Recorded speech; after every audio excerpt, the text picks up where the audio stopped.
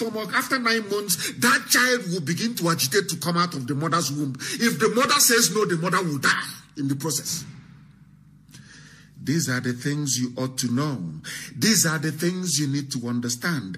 This is what we have been trying to preach to our people. Forget all of them. This protest has to come to an end. You need to go back home. These are people that have failed. The white man gave them job before, during, and after independence. They gave them a job to do. They went to school. They graduated. They have now come out. Oh, I am an elder. I represent this forum. This is a sociocultural group. Oh, they should come back. Those children, they should come back inside. But you are a failure. You are a failure. You claim you're the leader of Pandev, leader of this. I am an elder. You people have failed. Because if you hadn't failed, if you claim that you are as intelligent as you are, or as you want us to believe, how come all the industries are no longer working? How come there is nothing to be proud of in the zoological republic? Why can't people reason? And to some of those fools that they have given 1,500 to go and disrupt the riot that is going on, you can now appreciate, people who are listening this morning can now appreciate what we have been saying from the beginning. When we have been preaching on this very platform about the need for a black man to reason, some of you didn't quite understand it. Can you imagine that people were given 1,500 to go and disrupt a rally that will improve their lives and the lives of their children? And they accepted. And they went and they attacked innocent protesters.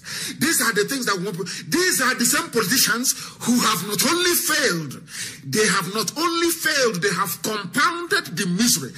On top of that, they are saying that people who are protesting should be attacked.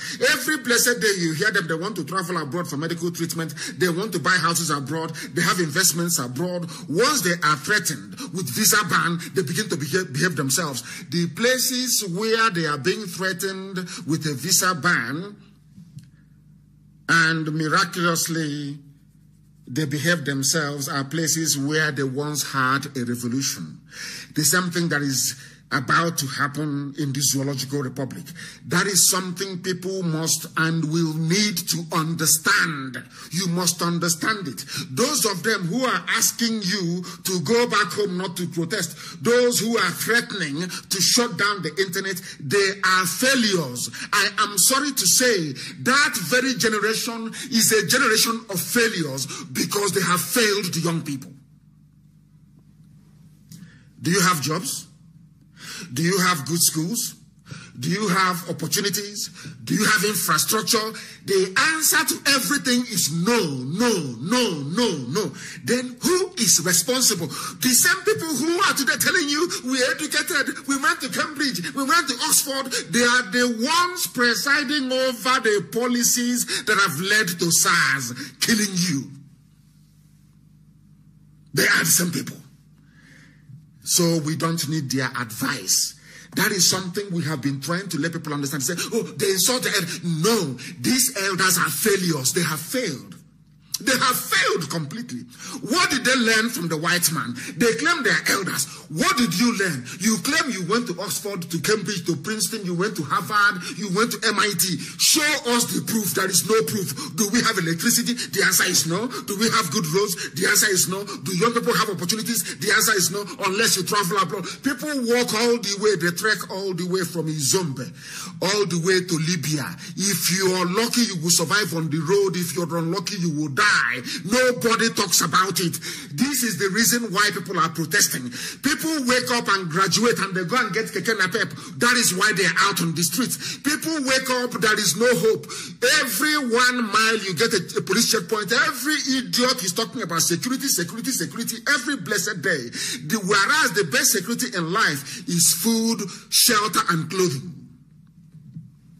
You can form every military squad, every police squad, any squad you want in your life. There are only three ingredients to guaranteeing security anywhere in life since the time of Adam and Eve. Food, clothing, shelter. Once people have food, they have clothing, they have shelter, you have solved 90% of your security problems. But in the zoo, they have no jobs for graduates. People cannot even get into decent schools. People score the highest marks from the south. They cannot get into unitary schools. What are the salaries of their parents? People you expecting to go to decent schools. Some universities in the zoo, they charge an upwards of 1.5 million naira. When the average salary is not up to 30,000 naira in a month. Now, tell me why the people should not protest. I don't understand it. I cannot understand it. People are coming out to protest because they are fed up. They have had enough.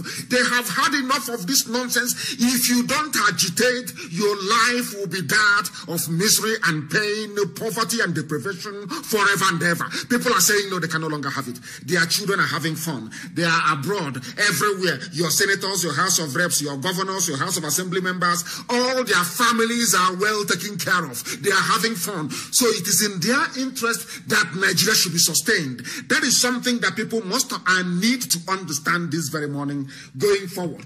That is why we are saying that this End SARS campaign must continue. It must continue. You cannot afford to lose this opportunity. You cannot afford to lose it. Once you lose it, you're finished. Nigeria is a terrorist state. How do you intend to end it?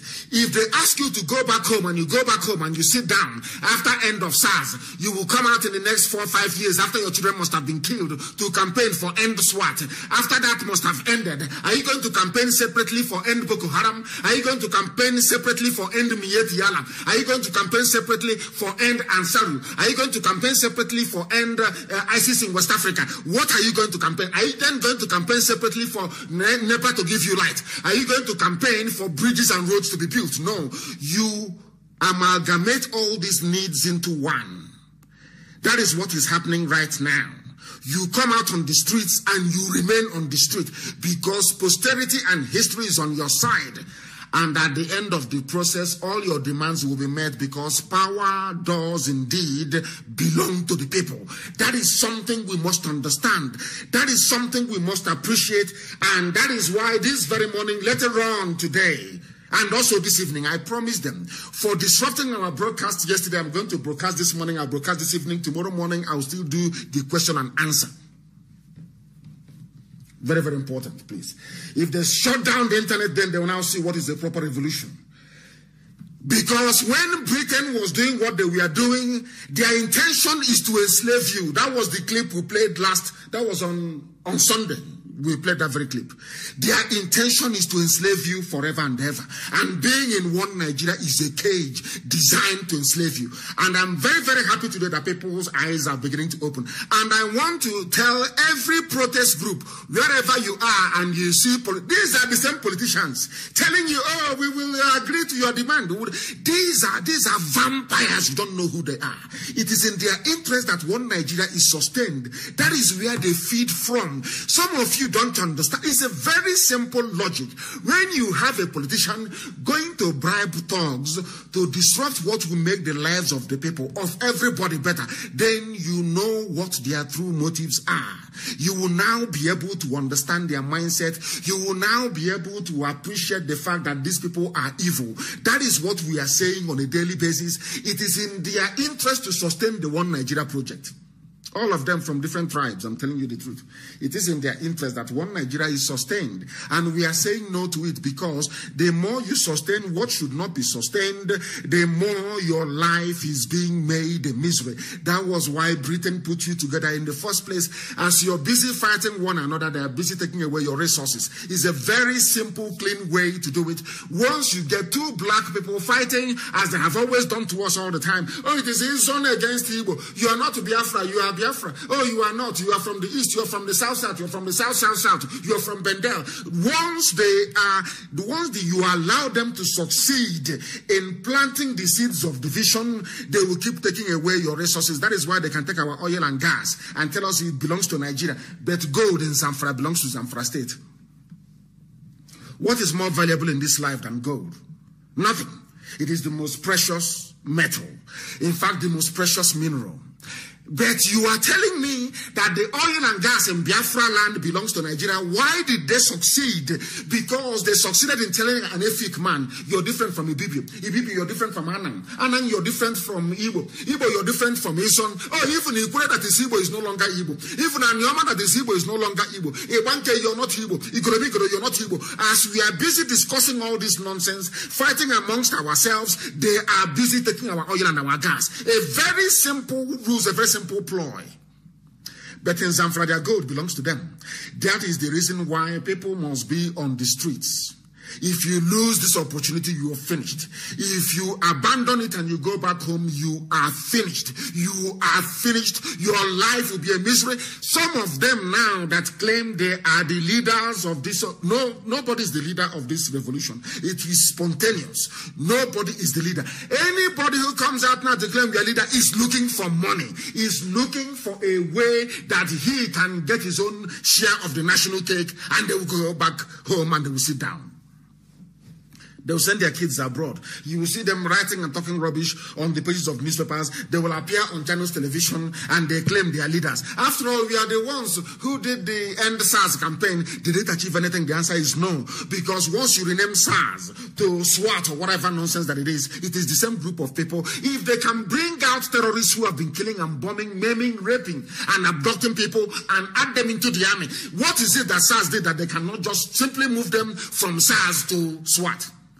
Common sense. Simple common sense. That is why people must remain on the streets until this whole nonsense is over, until they accede to the demands of the people, and the killings are continuing. They have killed people, it did not work, they now send their thugs. That is what they normally do. And these are black people. What they will now do is to push the narrative. Oh, can't you see, it is not every Nigerian youth that is against SARS. Can't you see that the protesters are being attacked? And you will have some idiots. That is why I keep saying there is something wrong with the brain of a black man. You will see some idiots, some stupid black people, they will stand up and they will say, oh no, it is time to go home. Have they not acceded to your demands? That is the way they behave. That is why they are black. That is why they are backwards. That is why people refer to them as a baboon. That is why people see black people as a set of human beings who cannot reason properly. Who cannot reason properly. You move SARS to SWAT and then you have solved the problem. Are you not stupid? Are you not foolish? You have now come out on the streets. They have killed 10 people according to Amnesty International. 10 people shot dead. So the reason why they lost their lives is so that whoever claims he or she is the leader of the movement can go and have meeting with Dangote, can go and have meeting with governors and collect money and come back and be talking rubbish. Are you telling me that is the reason why those people died? The one that died in Obomo show. Are you telling me that is why the young man died? He died because for you to go and collect money and put in your pocket and say, oh no, it is now time to end this very protest. How stupid can you be? People have died, people are still going to die. That is how revolutions work. But you must remain on the streets. Once you stop, you are finished. If you are attacked by the police, you attack them back. I saw some soldiers, I saw videos and pictures of some soldiers who have now come to their senses, celebrating, or should I say, in camaraderie with the protesters. That is what we need to see. We need to see more of that. The soldiers must understand that the people are fighting for them. The police people must also understand that those who are protesting for better salary for them. They are protesting for better conditions of service for them. They are protesting for better standards of living for them as well. In other words, people must come together to show the corrupt minority, that they do not own our lives. They don't own it. That is something you must understand. They do not own it and can never, ever own it. That is why this program this morning is very, very important, absolutely crucial, that it gets to the end of the world. That for the world to understand that this spontaneous revolution, of course I agree that Nigerians were afraid, or some of them were afraid to use the word revolution now, to come out to revolt. They couldn't understand it. Britain will not accept it.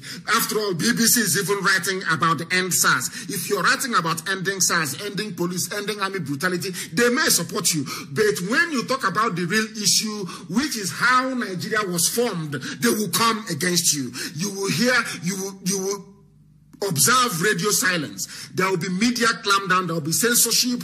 They will refuse to report the truth. That is the way they are, because you are affecting their business interests. If it is SARS, army, or whatever, they can agree with you.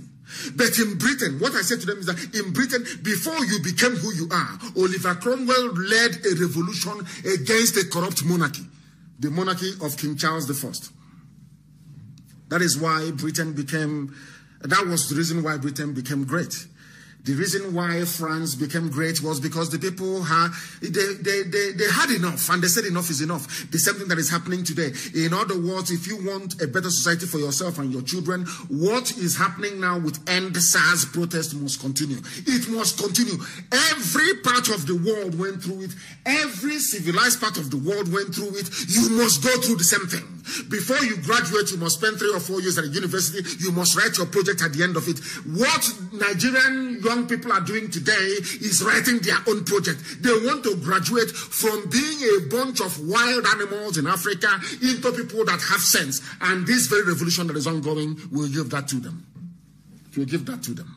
That is something you must understand. This is a live presentation, please, on this very Thursday morning. The time now is approximately 17 minutes to 9 a.m. in the morning in the blessed land of Biafra. It is a live and direct program to the entirety of humanity. We are not stopping because we are unstoppable. The revolution now started and stopped because people couldn't understand it. Their brain could not comprehend it. But now they understand the brutality of SARS. Somebody can quite readily and easily relate to it that SARS are a very horrible bunch, very horrible set of people. Very, very horrible. That was why politicians, the same politicians, you say, don't attack SARS protesters. I have told the police not to attack them. They go behind your back and organize their thugs to attack you. APC will go behind your back and tell that useless tramp, that prostitute Loreto Noche, to go and organize, pay 1,500. And you're telling me you want to be in a country with people that reason that way. When we were talking before, people say, oh, you insult black people a lot. Every time you insult black people. And I keep saying to them, can you see somebody collecting 1,500 naira? 1,500 naira, $3 to go and disrupt the future of his children. And you're telling me that such people are human beings. Now you understand why we speak the way we do, why we do things the way we do it, and why we must not only end SARS, but end impunity and end corruption. We must end the impunity and corruption, because if you say end Nigeria now, Britain will simply tell BBC, stop reporting that very news. They will tell all their friends everywhere, this fight now, you know, it has now gone from A to B. We don't want that anymore. The interest, or should I say, the survival of our business, which is Nigeria, because to Britain, Nigeria is just simple business. That's what it is. It's just a business, it's a company to them. So the interest of our company is being threatened. And once that happens, we will lose millions upon millions, or should I say billions of dollars, and we don't want that. They will ask them to stop reporting it. They will ask them to seize every reportage and to make sure that they keep Nigeria as one, as that very corrupt Obama did. And by the way, Obama is in very serious trouble. I will analyze the news for you on Sunday. Obama is a very corrupt criminal. He is. The reports are now coming out. I will analyze that very report on Sunday. We are live and we are direct, and very shortly, as I did promise you, our lines are going to open. I'm going to truncate this program this morning and just skim through it very, very speedily so that I can open the lines for the whole world to voice their opinion, their anger, their frustration, and above all, support for what is happening on the ground in the damnable zoological republic. Only 1,500 naira to disrupt a peaceful protest, and people accepted it. That is the zoo for you. Now, what you hear is Bloomberg, BBC will say, oh, but there are some youths who support SARS, and mind you, the integrity of Nigeria should be sustained. I saw the tweet from United Nations, exactly what we've been saying. Those are the criminals telling you that Nigeria should be kept as one because of what they're getting from it, because of the looting that is going on, because they are partakers in the process of the loot coming out of the zoo. They are not concerned about the well-being of the people. What they are concerned about is keeping Nigeria one. Go and check their Twitter. You see that they are worried about stability. What stupid stability? People are dying. When England carried out a revolution, Cromwell's revolution against King Charles I, did anybody care about stabilization in Europe? When French people were revolting against nepotism, against a suffocating royal regime, or should I say, a suffocating monarchy, did anybody complain and talk about stability?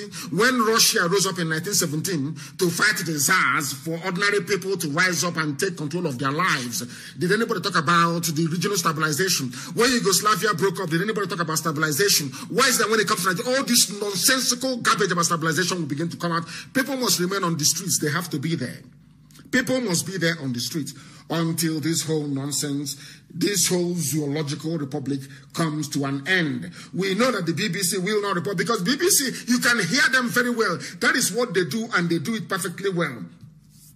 The young Nigerians who forced the president to back down. Which president backed down? BBC is trying to promote the fact that Yusuf Mohammed Abubakar is the president. That it is in their interest to do it. Why are you saying that they have backed down from what? Moving from SARS to SWAT. The same people recruiting. Now people must intensify this very protest to focus on the fact that Nigerian government, they are busy recruiting terrorists into the army and into the police. Into the army and into the police. Can you believe such nonsense? That is the reason why they kill people without any remorse, because they are these people they say, oh, come to Abuja for the orientation. The same way they reoriented Boko Haram fighters and now integrated them into the army and into the police. Is that what you're trying to say? Is that what you're trying to justify? Can you see the way they reason? These are terrorists. How can you reorientate terrorists? How is that possible? You put them into the police, into SARS, and now see what they're doing. They are killing people left, right, and center. And that is why BBC's coverage of this very incident, from the perspective that that Yusuf Abubakar actually changed his mind, is absolute bunkum, absolute rubbish. They've not done anything. Moving SARS to SWAT is rubbish. It doesn't mean anything at all. It doesn't mean anything at all. What we are talking about is that the root cause of all these myriad of problems is Nigeria itself, and something must be done about Nigeria. Something must be done about Nigeria. IGP sets up new special weapons and tactics unit, SWAT. They never have anything of their own. They always copy. You know, black man always copying. SWAT in America. Is an insult. And we were doing our research yesterday, and we understand that SWAT is actually trademarked. It's a trademark. SWAT, Special Weapons and Tactics, is a trademark. A registered trademark. So the IGP, somebody should tell the Fulani Inspector General of Police in the zoo that SWAT is actually copyrighted. They cannot use the name. That's how foolish they are. No research. They just wake up in the morning. They can copy whatever name they like. Because a white man has done it and is working. Where you have SWAT in America, people are civilized. People are learned. People have common sense. You don't have thugs. Politicians do not have thugs who will come out on the streets to disrupt peaceful protests. In America, that you are trying to copy their SWAT, their special weapons and tactics are trained to remain inside the barracks or inside the station. Only when there is an armed robbery. Only when there is a high incident of that magnitude where public safety is threatened, will SWAT team be mobilized. And once they are mobilized, they go to the scene of the crime, they finish, they go back to their barracks, and they drop their weapons and their civilians the next day. You are talking about special weapons and tactics. The idiot doesn't even know that it was copyrighted. You cannot just use it. But they have used it in the zoo. And I'm sure that somebody is going to sue them to court in America. Mad people everywhere. You're forming special weapons and tactics. And the funniest thing is, as I reported on my page, the funniest thing is that they have this SWAT team already. It is already existing. They have it because on September the 3rd of 2019, that was last year.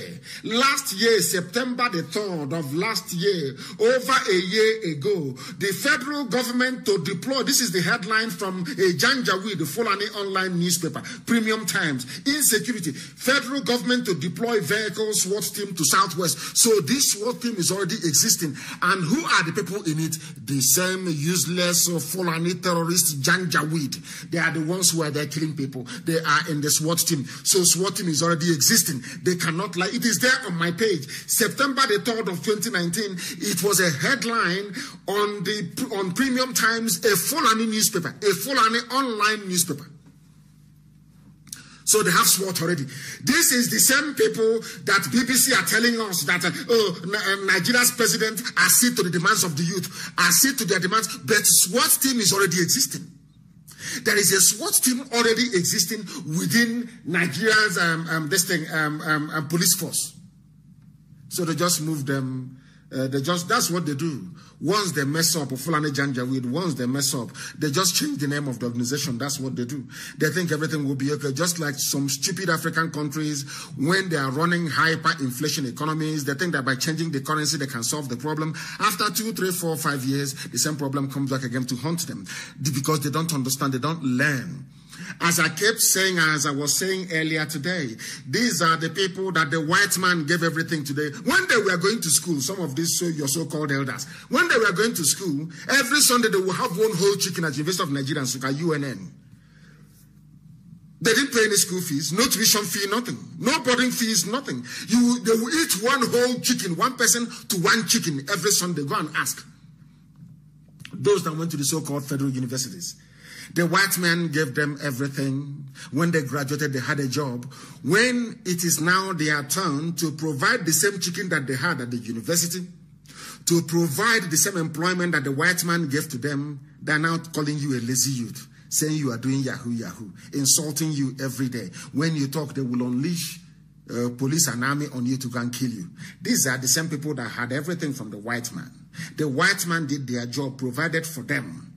When it is now their turn to provide for us, they have said, no, we are not going to provide anything for you. Go and do it yourself. Was that the same thing the white man did to you when the white man was there? These are the idiots calling themselves elders, a sociocultural group. Sociocultural.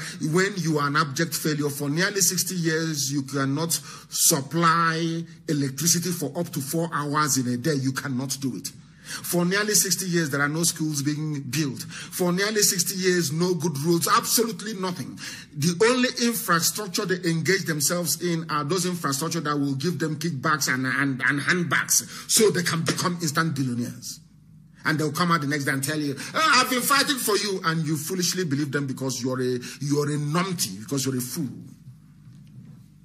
BBC will not tell you that the youth, they are saying they have now won the argument. The same new unit they are creating has been in existence. How deceptive can these people be? How horrible can this be? The same SWAT team you're talking about has been in existence because it is here. Federal government to deploy vehicles, SWAT team to South, SWAT, SWAT, SWAT team. They want to copy America. They want to be like America. Look at the bunch of monkeys. They want to be like civilized people. Now you understand it. Their deception. They have agreed to all your demands. All your demands. They have agreed to rename Nigerian prisons to correctional institution. Has it changed the conditions in the prisons? Are people being properly fed? Are they being properly taken care of? The answer is no. You can change the name from Nigeria Prison Service to Nigeria Correctional Institution. It is still the same thing, the same rubbish that they're doing now. They did not start today. Once something fails, all they need to do is to just change the name. They eat money and they change the name and all is good because they actually think that all of you are stupid. But now we are proving to them that we are not, that we have our senses intact. People do not know how horrible SARS is. There is one man, we are going to find him, he's called James Nwafo. He is a beast of a human being. He was the former OC of SARS, the officer commanding SARS in Anambra State. He is now, Obiano is very good at appointing people who are killers. He's working with Miyetti Allah. He is also working with this James Nwafo. Responsible when you talk about organ harvesting. James Nwafo became a billionaire by selling the liver of victims of SARS cruelty, by selling their kidneys, their pancreas, by selling any vital organ inside their bodies. He's an Igbo man. He's from Ebonyi State. A very horrible human being. Do you know the funniest thing? After killing his people, Obiano appointed him as a senior special assistant. Now, there's somebody called Ilo Anya, a Miss Ilo Anya, Queen Ilo Anya. is her name. She wrote something on July the 9th of 2020. He wrote from a personal experience. And I'm going to try as much as I can to read some of the things that she wrote down for the world to understand why people are on the streets and why they must continue to be on the streets. People don't understand the depth of the heinousness of the crimes being committed in Nigeria on a daily basis. I posted a video about a man being roasted alive by a Nigerian army. Facebook covered it and said, and suppressed the post, of course, and said that people should not be able to watch this. That tells you all you need to know about these people. I'll continue to read this very piece from this woman called Queen Ilanya. The man you see on this post, who is James Nwafo. He's a bloodthirsty murderer. But before I explain further some introduction, his name is James Nwafo. He was a police officer. His highest rank before retirement was ASP. Currently, he is the senior special assistant to Willie Obiano, the Anambra State governor, on security. He's from Ebonyi State, a father, a grandfather, uncle, and brother. But that did not stop this James Nwafo from going into Okozo SARS in Anambra that must be destroyed. Okozo SARS, to be harvesting organs of his own people, to be selling to India. This very wicked. Some people are out of this world in terms of their, or should I say, the scale of their wickedness. This was the man that Obiano appointed as a security advisor because the man has experience in killing and conducting surgery, just like Joseph Mengele in the Nazi concentration camps, operating on the Jews and they will fry the Jews. They will use the fat from their body to do soap. They will cut off their hair and use it to do wig, and use it to stuff mattresses and pillows. The same thing that obtained in Nazi Germany was the same regime that James Nwafo brought to Anambra policing, to SARS. Because I heard somebody say, oh, let us get back to state policing. Is Nwafo a Fulani man? Is Nwafo a Yoruba man? Is Nwafo a Hausa man? He's an Igbo man, but he was busy killing people and harvesting their organs. So what we need is a root and branch overhaul of the entire system. And that means the Zoological Republic of Nigeria. This queen continued to write, this very young lady. My family's path collided with him on November 2012. When my brother was arrested at Ajali, Ajali is in Anambra State, my family went to the police station at Ajali and they said SARS or Kozo had taken him and arrested him with some other boys. So my parents went to SARS or Kozo. This man blatantly ever making any arrest or transfers and assured my dad that the boy wasn't in their custody. That's what they do. They arrest you, there is no documentation. Once you're arrested, you're finished. So the idiots asking people to stop this end SARS campaign. When they arrest you, they don't document you, they kill you, they harvest your organs, and they sell it. There's something happened in Delta State. We're going to come to Delta State later on. To what Okowa is doing. Okowa is trying to play the good boy of the Fulani, the same rubbish that they always do. Every idiot that comes out, he becomes a governor. They think they have arrived. They can do as they like. They can serve Fulani Janjaweed. The same thing is happening in Delta State as I speak. The same thing that this family had to go through. People go through it every blessed day. They kidnap your children. That is why people must remain on the streets. Your daughters are taken, your sons are taken, their organs are harvested and sent to India. And when you're sick, you also go to India to go and do surgery. You don't know the liver in you or the kidney in you is that of a victim of police brutality in Nigeria. You don't know that. But now you know.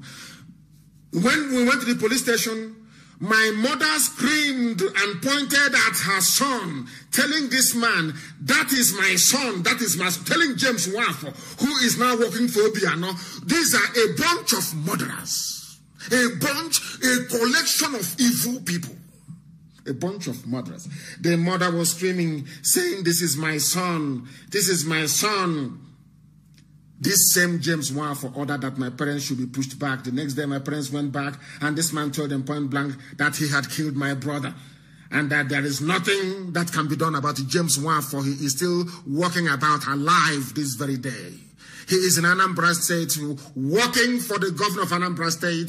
You can imagine these are the people that want to become president. These are the people that want you to Igbo presidency, whereas they are busy killing and harvesting the organs of their own children. These are the evil men that you have. Come and do presidency and die. You will see your death coming before your eyes. This man today is working for Anambra State government. Corporal James Nwafo is ASP James. He was the one running Okozo SARS.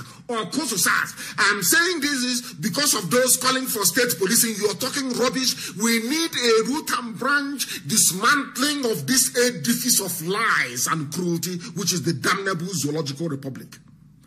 A man, he has children. James Nwafo has children. He has a wife, he has children, he has grandchildren. He is uncle to some people. He is brothers to some people, but he was busy killing other people's children in Anambra State and harvesting their organs. And told this very family of Iloanya from Ajali, Ojali is the name actually, not Ajali, Ojali, and said to them, I have killed your son. There is nothing you can do about it. This is the depth of despair in Nigeria that some people are saying, it is enough. People are losing them. What business are you going to lose that is greater than the loss of life of a young man at the hands of this dreaded police squad in Okozo? P2B kept Okozo SARS. Obiano came and kept Okozo SARS. Because that is how they get rid of their political opponents. If they have issues with you, they go and they pick up your son or your daughter. They take he or she to SARS and they kill the person and they harvest the organs. In broad daylight, they tell you, I have killed your child. You cannot do anything about it. And when I talk about their own children, people start complaining. But they have children. They don't know that people can do the same thing to their own children. They have children. This is what I'm saying to Facebook. Do you understand what you are covering? By covering the zoo, by protecting the zoo, by banning people, by suppressing our posts, do you see the amount of evil you are helping to cover up? We don't hate anybody. I remember before we were preaching and they said you hate Yoruba. I say you're talking rubbish. I have relatives who are Yorubas. The same thing today that are peddling their myth that I hate Fulani. I hate Fulani Janjaweedism. I hate the Fulani Janjaweed. I can't hate you if you've not done anything to me, anything bad to me. Tell me why we must love these governors. Look at what they are doing. James Nwafo, look at what he has done told the mother to her face, I have killed your son. I work for SARS Nigeria. You cannot do anything about it. And people are asking us to go back home. Very soon, the order is coming. Let us see if they can sustain it for 4 more weeks. You know, because once IPOB steps in, that's the end of the game. So we want to see if they can sustain it for at least up to 4 weeks. We know they're going to bribe them because if they know that IPOB is coming into the protest in a big way, they know that it's game over. So they will go and bribe those that they claim are the leaders. That's what they always do in the zoo. The best way to conduct a revolution is not to have a leader leading that very revolution. Spontaneous uprising, spontaneous, eruption of anger should not have any leadership. Because once you have a leader in the zoo, they go and bribe the people. They are not like IPOB, they are not like us. We are unbribable, we are unbuyable. But look at the idiots, you go and bribe them and they start talking nonsense. That is why the story of this very family is very moving this very morning, and we must read it. However, lots of people, including some SARS officers, said that he was bluffing and wanted us to bring money. That is what they do. Extortion is also part of their game. So we brought money, yet he refused to budge. We sold lands and took money in bags, yet he didn't budge. When we went to the Commissioner of Police in Anambra State, as at then, this man's name is Bala Nasarawa, another Janjaweed from the north. He called Mr. James Nwafo, and he claimed they had a shootout with armed robbers, and probably that my brother was one of them. The brother that the mother saw Korokoro with her live eyes and said, this is my son, you're holding my son, give me my son. A mother was crying, dying, rolling on the floor, begging everybody, including the governor of the state, including commissioner of police, saying, please give me my son, I can see my son, he's alive. James Nwafo came and said that the boy died during a shootout with armed robbers. The same boy that the mother saw in police cell is now dead. His organ frozen and on the way to India. That is Nigeria for you. People don't understand what we are fighting. Facebook, let me tell Facebook in Lagos, there is no difference between a Facebook operative in Lagos and those people that accepted 1,500 naira to go and disrupt the protest. There is no difference between you two. All of you took money from the government to try to protect an evil regime. evil regime. And I want to ask those working for Facebook, I want to ask those who are claiming they want one Nigeria. Do you, if you're a father or you're a mother, can you imagine going to a police station, seeing your child in police custody? The next day, the police will come and say that that same child in their custody died during a shootout with the police. So the police opened the cell door, or the boy turned into a witch or a wizard and left the prison, left SARS detention center and went to commit armed robbery. With which gun? We ask. That is the reason why some of you must reason, especially those working for Facebook. I know that some black people don't have conscience. I know that some black people, they personify evil and the devil himself. But you must understand what you're doing. You must understand what your suppression is doing. You must understand that anytime you ban somebody for speaking the truth, you are encouraging SARS to kill the next innocent victim. Mr. Balana Sarawa obtained a report from James Wafo claiming that my brother died during a shootout with the police because my brother was an armed robber. The same brother that my mother saw inside the police cell. Then Mr. Balanasarawa looked at my parents in the eye and told them that there is nothing further he could do since Mr. James had denied ever arresting or detaining my brother. The same brother that I saw in the police station is now dead, killed at the hands of James Wafo, who is now working for Obiano, a gang of murderers. They get together, they decide to kill in the name of one Nigeria because they are getting something from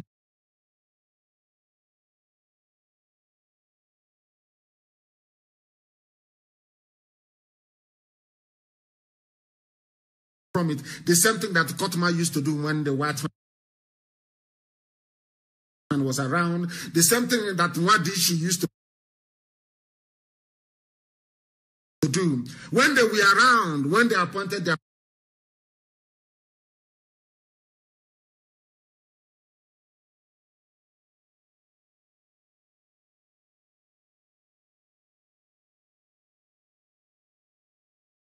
warrant chiefs all over the place, the warrant chiefs was doing the bidding of the colonial masters against the traditions and the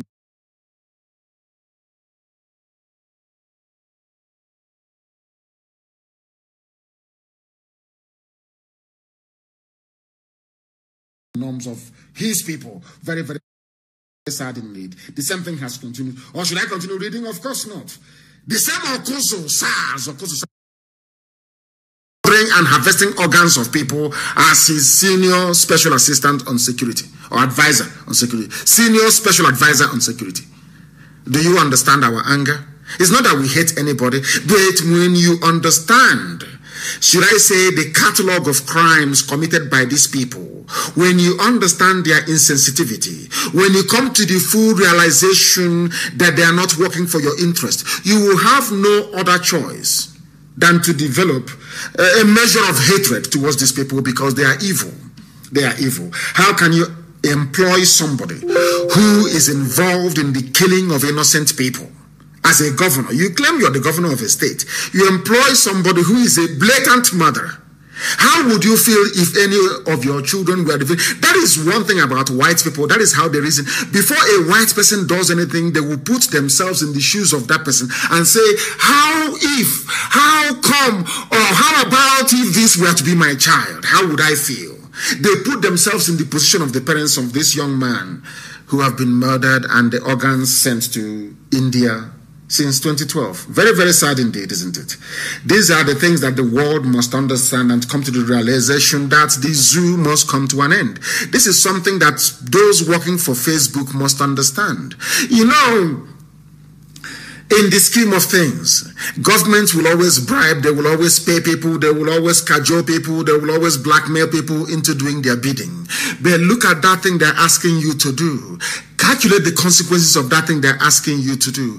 And wait and ask yourself, how about if it were to be my child that has been arrested by SARS, killed, and the organs harvested and sent to India? How would I feel? That is the monster that people are confronting on the streets. That is why coming back or stopping this very protest it will set you back very many years.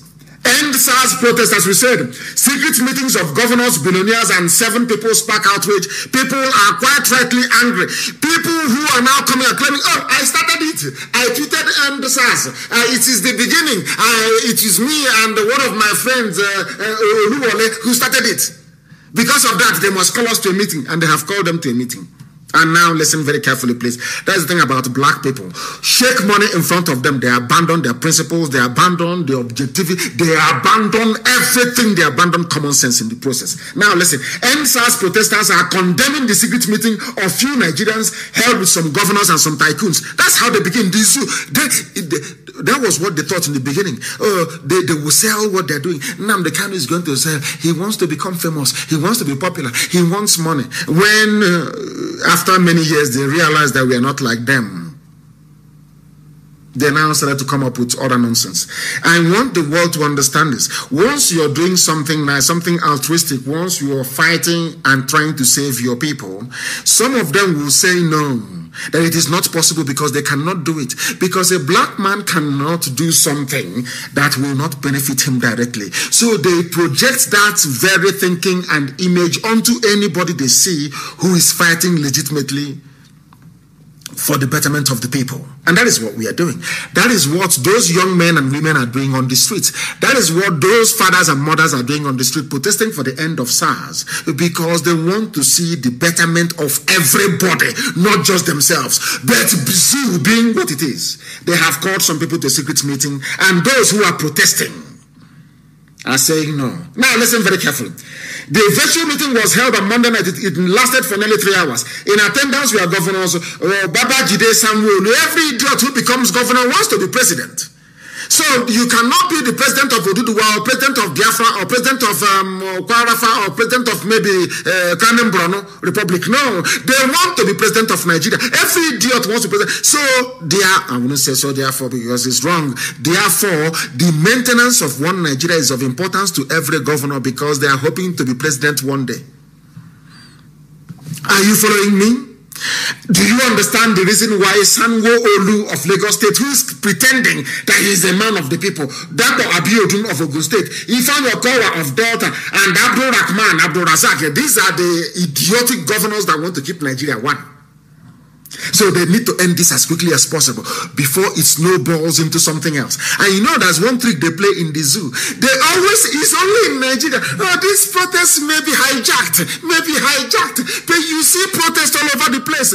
The Arab Spring happened. The protests all over the world. Black Lives Matter. Nobody hijacked it. It's only in the zoo. It will be hijacked. Don't allow hoodlums to hijack it. But let me also tell the police and the army that very soon IPOB is coming. If you fire one shot, every police station within 10 miles radius of that place will be destroyed and every life in it lost. You people are mad. Unless the young people show these criminals that they are angry, they will never leave you alone. There will be something else to replace SARS. The killings will continue. The checkpoints will continue. The harassment will continue. Give me your phone will continue. Empty your pockets will continue. Now is this time to stop it.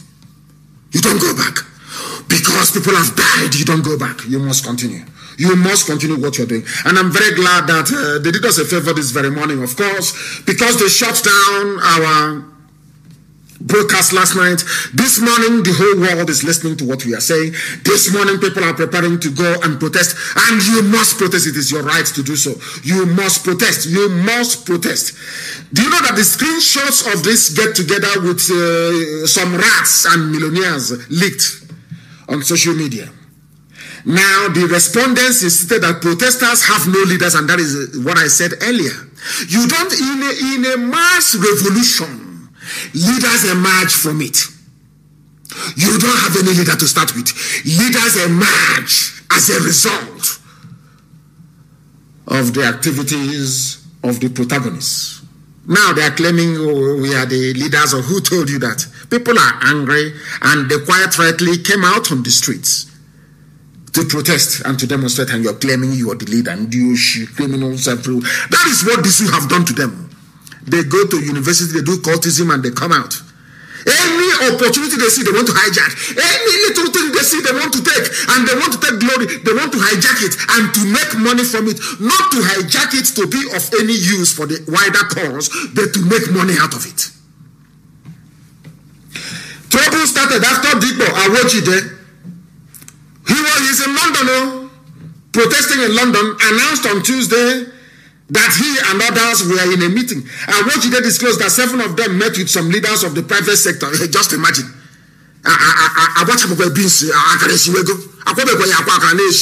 Please, somebody should translate that in English for me. Beans, you know the beans they used to do akara. The beans has not even soaked. They've not removed the skin of the beans to grind it. Yet akara is already smelling. Just that somebody came out, something that we have all done in the past to lead a protest, a mass movement, a protest in London. He was called immediately. Governors are calling you, millionaires are calling you, and he abandoned everything he's doing. He went to go and have a meeting with governors, hoping that money will come out of it. That is how they behave. That is how a black man behaves. Oh, throughout all the Black Lives Matter campaign in America, did you hear about anybody having meeting with Trump and Bill Gates and Elon Musk and Warren Buffett in order to stop it? He's only a black man. Only in Africa. Only a black man. He led a protest for 30 minutes. He was in a meeting for 3 hours negotiating for money. Negotiating for money. They have not started this one. They have started frying akara immediately. That is who they are. Now, let me tell you what they said. They pleaded with us. This is according to the person who claims is London organizer. They pleaded with us either to stop the protest or to protest peacefully. They promised to move mountains. And act to them. To move mountains means if it's money we give you, anything you want we give you. Okowa wants want Nigeria to continue. He's the governor of Delta State. All the state allocation security budget is going into his pocket. His children are abroad. Everybody's living large in the Okowa family. All these governors, everybody, they want Nigeria to be one because they are benefiting. Their family is benefiting from it. Some of you don't understand this, but we are here to make it very clear to all of you, that you may appreciate the enormity of the task ahead of you. They gathered together. Very, very sad indeed. Only in the damnable zoological republic.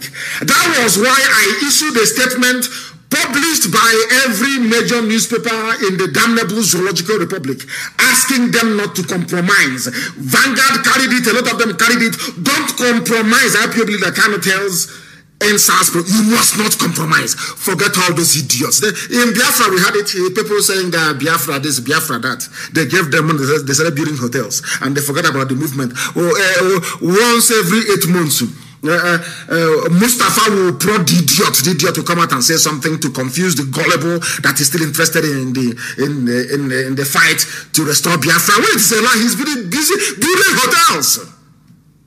The mountain is in front, and he's resting.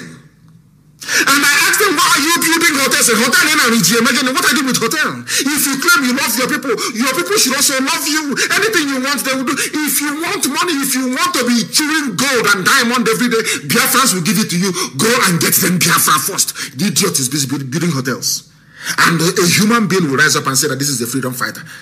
A hotelier building hostels and hotels. That means you don't believe in what you're fighting for. The same thing is happening in the zoo, and that was why I warned them. You must not allow this mentality to creep into your head. I'm going to play something for you. One of them appeared on Kakaki on AIT talking rubbish. Hear what this young man has to say, and you understand that a black man has a problem. Consistency is their problem. They are never consistent. Before you come out to lead the people, you must give your life to God Almighty in heaven. Listen, please. These are the so-called revolution people. Look at the idiot. Listen, please. Listen. Things there, but the extract of the 5 that the public, brought out was also considered. That look, this is what the public has released outside what the NSAS Reform Police NG advocacy has sent to the government. we want you to adopt all these things without questions. And the idea adopted. And yesterday, it was confirmed that the presidency adopted every single thing as demanded. So this has been done. Protests are still on. And there are elements that are saying people must remain outside regardless. I do not have a problem with the antitrust thing. Government have failed us several times. I am not an amoral gripe of the president or of the political party, ruling party today. Listen. I have been criticizing them. But I also must understand that we must draw the line somewhere. There are people whose businesses are collapsing. This typical black man, his name is, I'll get is Awosanya, whatever his name is. He's typical black man, black. We must draw the line somewhere. Are you drawing the line? Have you gotten to the finish line? You're running a 100-meter race. After running for 20 meters, you now draw the line and end it yourself. Whereas the end line of 100 meters is nearly 80 meters away. Do you see how they reason? It was because of people like this that I issued the statement that protesters must continue. You don't have any leader. The only leader you have is those list of demands that you have made, and they must be met. And the idiot opened his mouth and said, there are antitrust issues with, you know that the government is not reliable, you know that they cannot be trusted, they have ended SARS 4 times in the past. You also know that the SWAT team that they claim they are going to form is already in existence. Already. Yet you want people to stop protesting. Do you see? He's one of those now that had meeting with millionaires. Now he's smiling. He's not a good Nigerian. We need to consider businesses. But before you claim you started the protest, did you not know that the businesses of people were going to suffer? When during COVID-19 you were locked down for nearly 2 months, you did not die. Only protest of 1 week and you're complaining. This black people. This is the reason why I castigate black people. No consistency, no honesty in some of them. Very, very sad indeed. Very, very sad indeed. Let me play it for you to listen, and then I'll give you his full name. Listen, please. There's things, headlines that need not be, as far as I'm concerned, associated with the NSAS Republic's NG advocacy, which stands to bridge institutional gap and not to become the demon or the devil that they are criticizing or they are standing against. We must not harden the life of Nigeria or worsen the situation of Nigerians because of our grievances. Imagine this as there are some people who feel that the scrap of SARS is an injustice. They gather themselves together and start blocking roads as well. They have their right to protest, they have their right to gather, and then there is certainly going to be a security issue where there will be clashes and where there will be violence. What do you expect police to do? Stand? From being anti-police, he is now campaigning for police to intervene. In case there are people who are pro-SARS coming and attacking people who are anti-SARS, can Chineke mean the black man? Sometimes they say I have issues with trusting people. I trust people, but I do know that they are not made or designed the way that we were. We are made differently. We are designed differently. Do you see the way he was in let me get the idiot's name. Let me get the fool's name. I want to get this idiot's name. Hi, Chineke and this Yoji, black people. Unbelievable. Unbelievable. He was on the front line for only 30 minutes. He was in a meeting with billionaires for 3 hours. After leaving the meeting, he's now talking. Let us not allow our grievances to go. His name is Shegun Awosanya. Shegun Awosanya. Shegun Awosanya. These are the charlatans opportunity, just waiting and waiting because you sent out a tweet and the tweet had End SARS on it, and now End SARS is trending all over the world. You think it now belongs to you. You've now gone into a meeting with your governors and so-called billionaires. They have given you money, and look at the rubbish coming out of your mouth. Democracy is a game of numbers. If you have 10 million people who are protesting to end SARS, and there are 500 people who are hired thugs of APC, given 1,500 naira to come and stone them, and you're telling them they have right as well. If you have right as well, go somewhere else. Those who were protesting in Abuja were at the beggar roundabout. Those protesting, those who claim they are pro-SARS could have gone to Ashokoro, go to Asorok and stay somewhere else. But I know why they brought them. They brought out all these anti-SARS people or anti-end SARS people in order to stop people from marching to Asorok and demanding to see Yusuf Mohammed Abubakar face to face. That was why they brought them out. But by the way, they are in the minority, a very insignificant minority. That is the zoo for you. This young man, Awosanya, knows very well that the same way they changed the name from NEPA to PCHN, it has not stopped the darkness from enveloping the zoo every night. Changing SARS to SWAT will mean nothing. But he doesn't understand it. But he's educated though. He's a learned man. He's an intellectual. He opened his mouth and said there are trust issues with Nigerian government. The same idiot saying there are trust issues opened his mouth again to say the other people protesting to keep SARS, they also have their rights too. When Marie Antoinette and Louis XIV, King Louis XIV was overthrown in France, there were those who were pro-monarchy. When the Romanov family was kicked out of Russia and killed, in fact they were killed, the Romanovs, the Tsar, there were people who were pro-the Tsar. When George Washington led a revolution in America that kicked out the British, there were those who were sympathetic to Britain. They wanted colonization of America to continue. Even when Nelson Mandela was fighting to end apartheid, Mangosuthu Buthelezi, more like Asian speak in our language, was siding the apartheid white regime. The Inkatha Freedom Party was fighting ANC. For those of you who don't know history, who is talking about the pig in the creek, that dirty pig who can no longer breathe properly. You cannot all be together. There are those who will work for the oppressor. Mangosuthu Buthelezi was working against Mandela. He asked Inkatha Freedom Party members to attack ANC rallies. For some of you who don't know history, I am teaching you history. Did it stop South Africa from ending apartheid? Did it stop Mandela in what he was doing? That is something that this idiot needs to understand. He needs to go back to school or listen to Radio Biafra more often. His life will no longer be the same. He will change as well. He will acquire some modicum of common sense and be able to apply reason and logic in all his discourses. Federal government released link 75 billion naira. Listen carefully. They want to buy them over. You know what they did yesterday? You know, I want to let this boy and any other idiot out there who is telling people stop. I want to tell you how deceptive Nigeria is. I want to tell you how awful, how devilish Fulani Janjaweed is. This is something you must place in your brain this very morning. Now listen very carefully. This is yesterday. The federal government has given out a link for Nigerian youth to access funds for investment. They want to bribe them now. The investment fund was launched in August. Support innovative Nigerian youths who are not above 35 years of age. And how much is the money that they have? It runs into billions upon billions, 75 billion naira. As a Nigerian youth, you can now apply. It was released yesterday.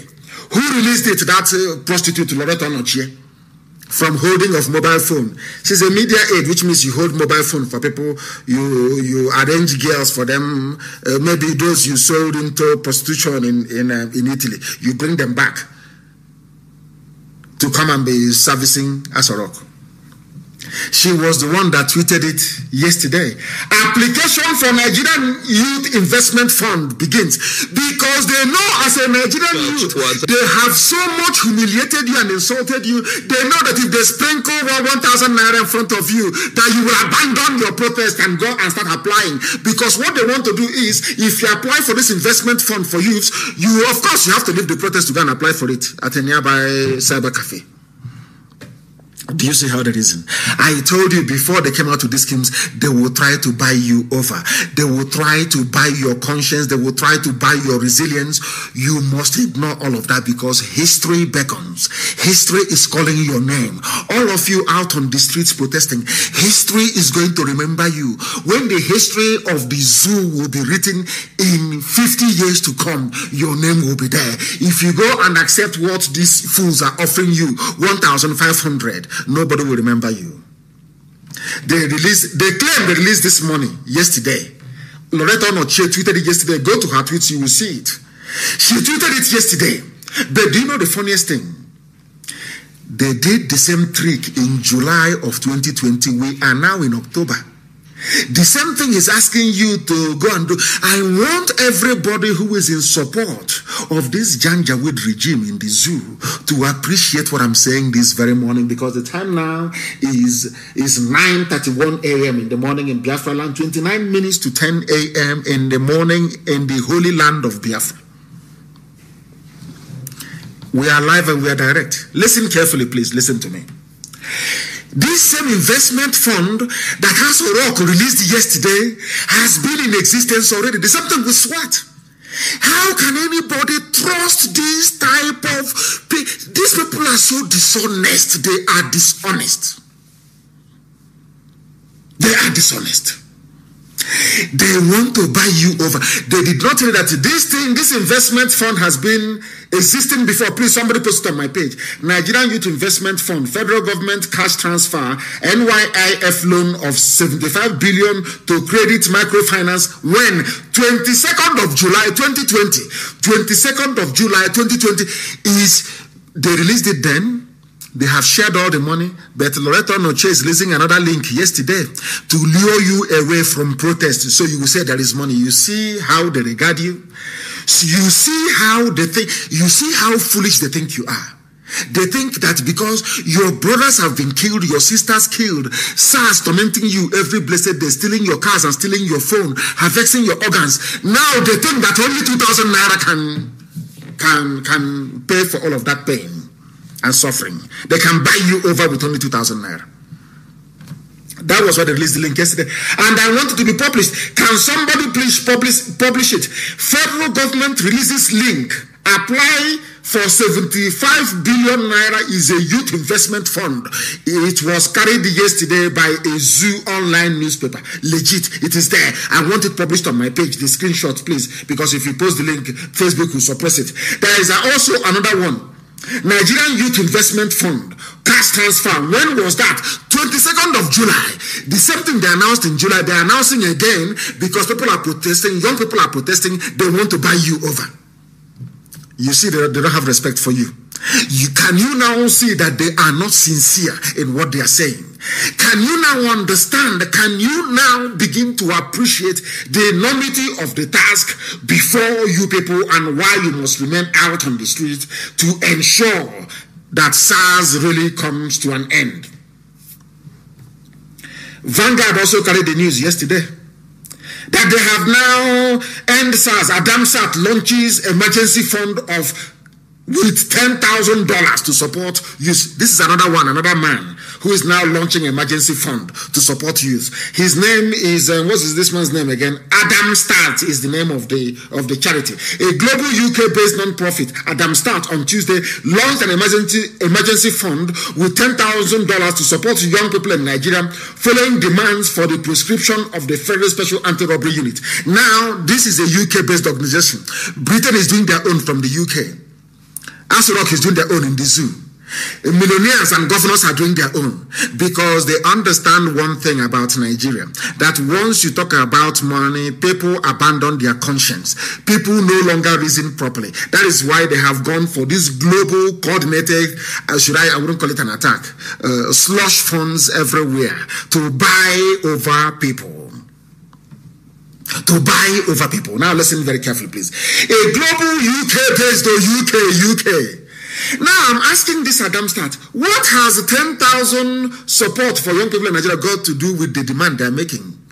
When people were demanding that Black Lives Matter, Did you pay money? Did you launch any scheme to support black, or should I say African Americans, the young ones in America? What is all this nonsense? What is all this rubbish? What has money got to do with asking that SARS should be shut down? If you did we tell the youths who are protesting, because I'm no longer a youth anyway, I'm 53 years old, I'm an old man. If the young people who are protesting, did they tell you that they want money, that if you give them money then they will stop, that what they're doing is somehow, or are you trying to let the world understand that the reason why federal SARS is being so brutal towards young people in Nigeria is because of lack of money? And it doesn't make sense. It is illogical. But I'll continue. This was disclosed by Adam Bradford. He is the CEO of Adam Start. This is how they condition the brain of black people not to be able to discern or think properly. People are agitating to end SARS. They are protesting to end SARS. And you're launching a money scheme what has money got to do with ending SARS? I just want to understand that.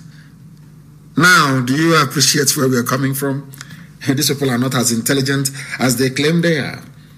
He sent a tweet saying one of Her Majesty's young leaders and fellow of the Commonwealth Society, Adam Starts, today made money available to help young people. What for? Did young people tell you they need money to end SARS? No, they need to demonstrate to end SARS. Because if you give them that money, the same SARS will stop at the next junction and take it from them and kill them in the process and harvest their organ in the process. They think we are stupid. They think you are black because you are black. Once they launch you, UK government is that woman that is doing this. They say, oh, they have sat down and strategized in Abuja. This goes to confirm that Britain has a hand in what is happening in the zoo. I'm telling you the truth. Britain runs Nigeria. I'm telling you the truth. That they held a meeting in Abuja. They said, you know, an average Nigerian nigger needs money. They are very hungry. So why don't we flash them money? Now they coordinated the attack. Presidency, you will relaunch the 75 billion naira youth fund. Millionaires and governors, including Okowa, you people call the leaders of the protest and offer them money, and you in the UK government launch this Adam Start, tell them that Nigerian youths, they need money. A well-coordinated attack. But we are here. That was why they didn't want us to preach last night. Because they understand that we know their game, we know the game they are playing. They want to buy you over with 2,000 naira. Now, you're claiming there are no SARS on the road anymore, but army checkpoint is there, police checkpoint is there. They give you the Adam Start money that you apply for loan and they give it to you with the youth fund and all that. You go to the next checkpoint and they will take the money from you and put it in their pocket. If you talk, they will shoot you and you will die. They will say, after all, you have collected money. That is the same principle behind election rigging. When a politician brings his bags of rice and bread and all the rest of it and you take it from him, he now has the right to go and rig elections and you do nothing about it because you've sold your conscience. You can no longer protest. Do you understand? Do you understand their game plan? Britain has floated their own fund for end SARS youths. Presidency have floated their own. Governors and millionaires have floated their own, chasing you with money, and they know that very soon you will fall. They know you're going to fall. You will fall. And once you fall, this whole program, this whole revolution has come to an end. And then you go back and start crying once again. And who knows, you will be the victim this time around. I want to point out their lies, their flaws, what they are doing. I want the world to understand that this noble family of IPOB, we understand the game in the zoo. We know what they are doing. They called a meeting in Abuja between the British High Commission, the presidency, and the UK government abroad. They said, a Nigerian loves money, a Nigerian youth, they're very hungry, give them money and they will abandon their protest. Therefore, we are going to launch one in the UK, we are going to launch one by the presidency, and millionaires and governors are going to launch one. Go and identify who the leaders are in every state and give them money to abandon the protest. They think we don't know. That was why they didn't want us to broadcast last night, but we're doing it this very morning, and the whole world is now aware of what is happening in the damnable Zoological Republic. SARS or COSO, who doesn't know, it is going to come to an end. It's going to come to an end. And there was something again that was very troubling. They said that a Human Rights Commission to investigate violations by SARS, now they have woken up as a result of the protest. People don't know there is something called Human Rights Commission. It is their job to investigate violations of people's rights in Nigeria. They don't exist because they're in the pocket of Asorok. They don't do nothing. The only reason why they are saying it now, we are going to investigate, of course they will not do anything. It's just like one of those panel of inquiries by Senate or House of Reps that doesn't see the light of day. It is all something, they're all one. At last they have said we are going to investigate. But where have you been all these years? Where have you been all these years? All these years, where have you been? Have you not received reports about SARS atrocities on your desk? They have, but they have not investigated. They're only investigating now. Now, ask yourself this question. Why have they decided to investigate now? Because people are now protesting. Because people are now complaining. If you don't complain or protest, nobody will know or hear about your grievances. That is why the protest must continue. They have not investigated the SARS atrocities for very many years. It's only now, for the very first time, why have they said, or why have they come up to say we are going to investigate? Because people are now out on the streets protesting. That is why you must remain on the streets. That is why the protest must continue. The protest must continue. It doesn't matter what they do. It doesn't matter what Facebook and their likes do. It doesn't matter what the agents of Janjaweedism do. It doesn't matter what the UK government is doing by floating this stupid, ridiculous fund of $10,000, which is nothing anyway. It doesn't matter what Asorok does by floating or refloating 75 billion naira worth of grants to youths. It doesn't matter what their governors and their millionaires do. You must remain resolute. You must remain resolute. Once you go in, it is over.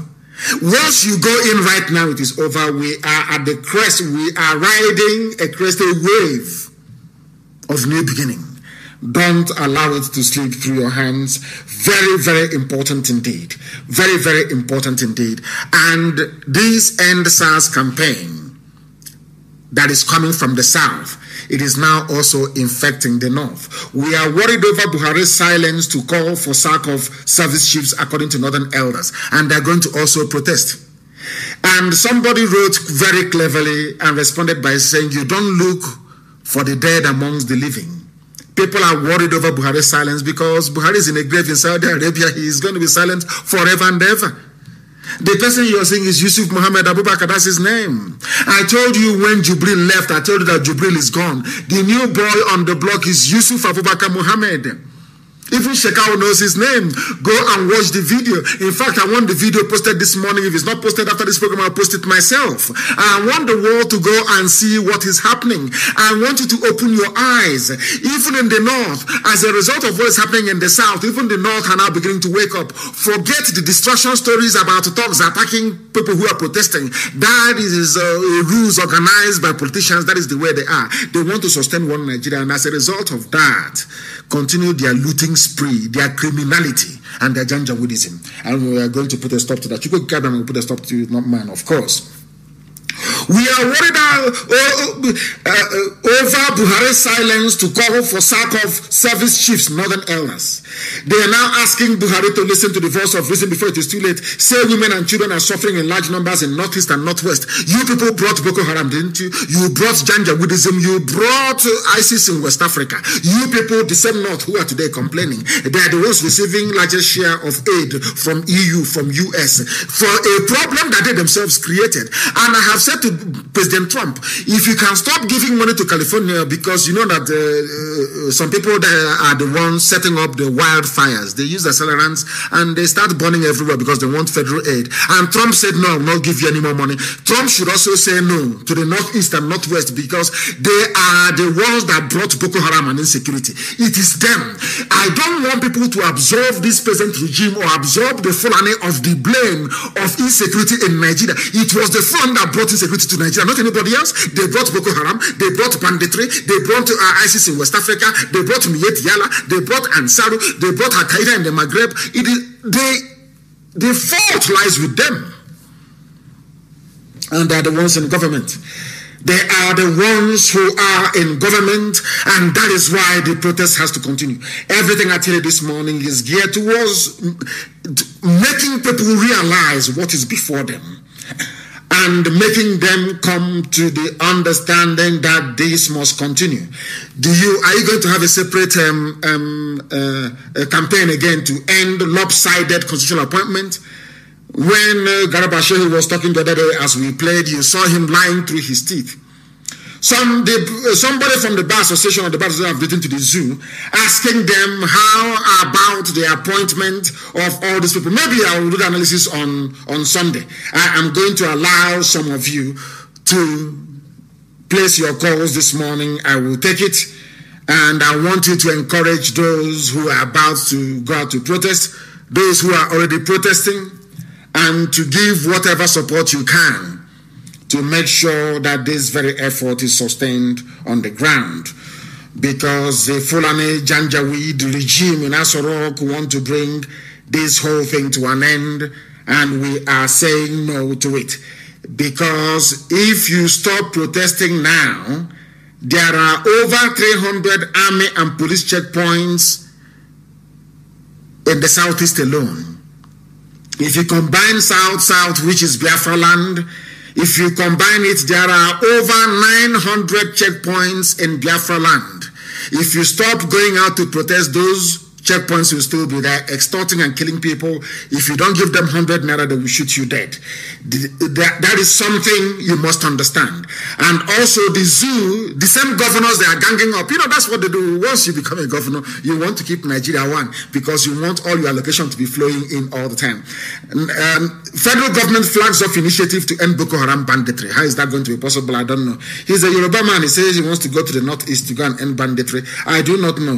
The Minister of Interior, Ralph Bashara, flagged off a meeting in Maiduguri in Borno State capital on Tuesday, according to a press statement by the ministry's director, Muhammad Manga. Nobody saw him there, but that's what they said.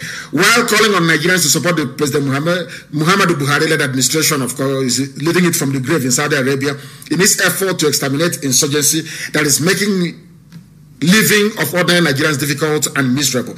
He said the government was ready to tap into the knowledge of the people in achieving this. How are they going to do it? They have now gone there, and he's now recognizing Kanu Brono Empire because I did on Radio Biafra. They are copying because they all listen. They have now come and they are now recognizing Kanu Brono Empire because we mentioned them on this very platform. They are losing, isn't it? They are on the losing side.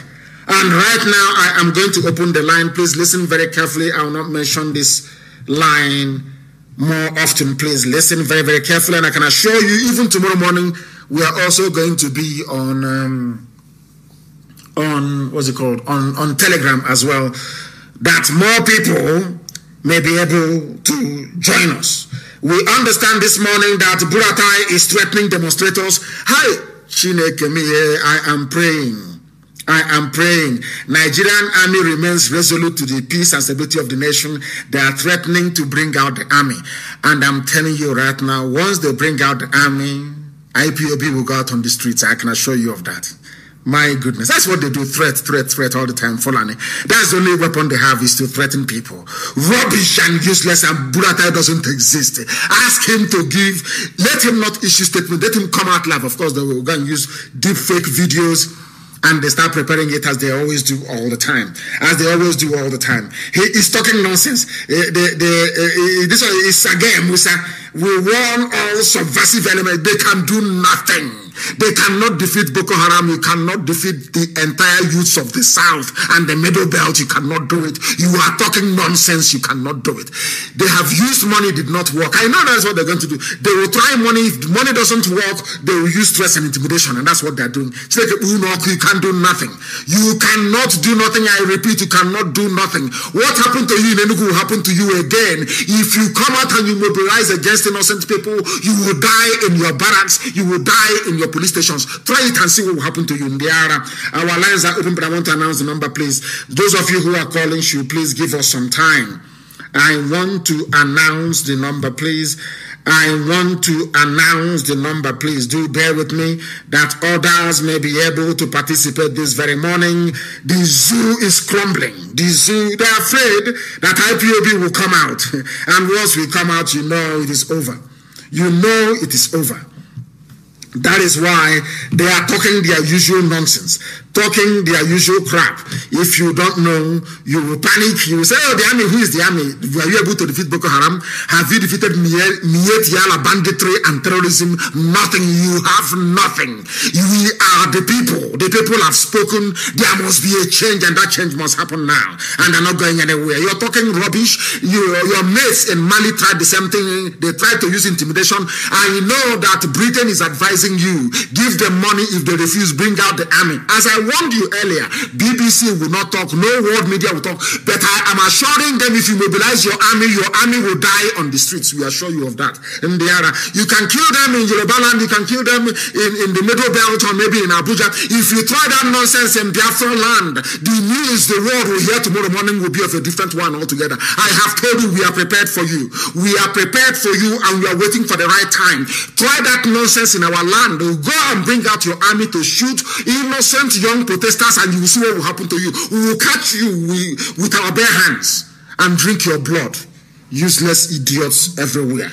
The number to call this morning is +4479 5127 8705. I repeat, +44 is a UK number, +4479 5127 8705. And as always, we are also on Skype, IPOB 2020 at outlook.com. For Skype, it is IPOB 2020 at outlook.com. This is our first caller this morning. Your name, please, and where you're calling from. Please go ahead. Hi, good morning, sir. This is Jocelyn. I'm calling from UAE. From UAE, Jocelyn who? Jocelyn Noah. Thank you very much. Please go ahead. My name is Jocelyn Noah. Go ahead. Yes. I actually been following your broadcast. It's a good thing that it came on this morning, even though you were disrupted yesterday by Facebook. Just to make my own contribution on what is going on in Nigeria right now. My only just to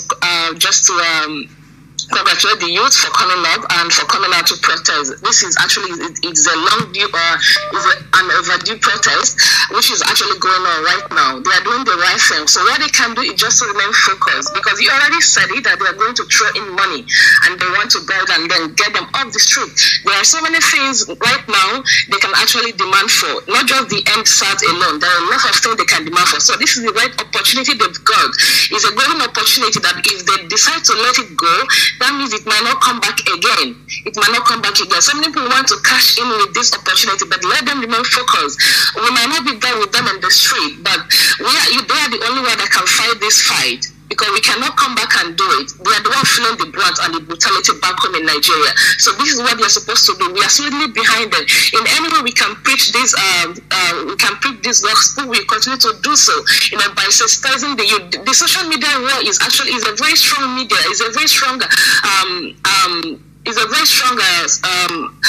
media that we can use to actually, reach out to people. Without this social media, without you talking, they wouldn't have known what is going on. So this is actually reaching the grassroots. It's hitting them very hard, and they should just hold them to what is going on right now and demand for. If they can go ahead and go to the Aso Road, they can do so. They can march on to that Aso Road. They shouldn't let them be. They shouldn't let them intimidate them and make them succumb to their pressure and to their intimidation. They should not allow that, because they've got the power.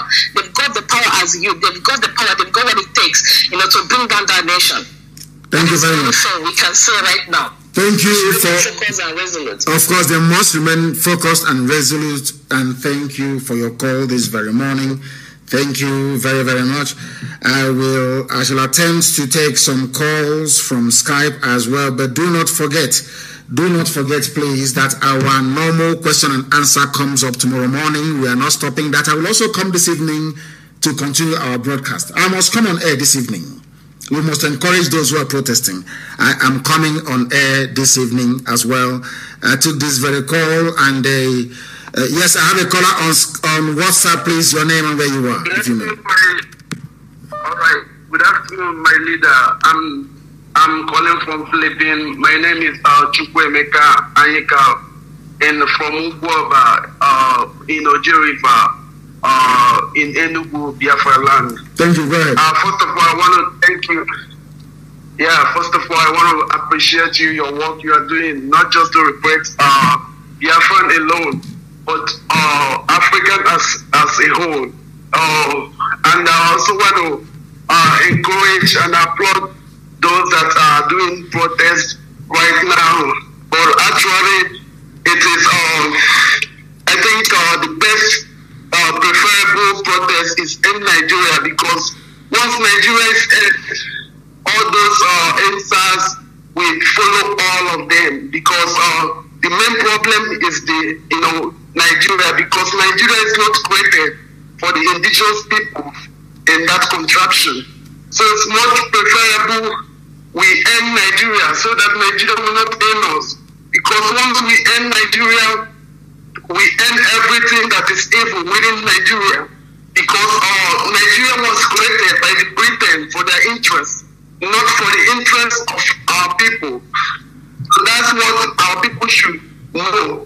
I don't know why sometimes we Africans are just fighting ourselves to retain a contraption created by the Britain for their interests. So it bothers me a lot, and I want to encourage those that are doing the protest, and I want to tell them to stay strong, be strong, because we need to end this Nigeria. So my leader, that is what I call, to encourage those that is doing the protest. And I thank you so much, my leader. We are here in Philippines, and we are doing our best. We even went to British Embassy last 2 weeks to protest against the end Nigeria here in Philippines. Very good. Thank you, my leader. We love you, and we love what you are doing. Thank you very much. Thank you very, very much, my dear brother. The callers this morning are superb.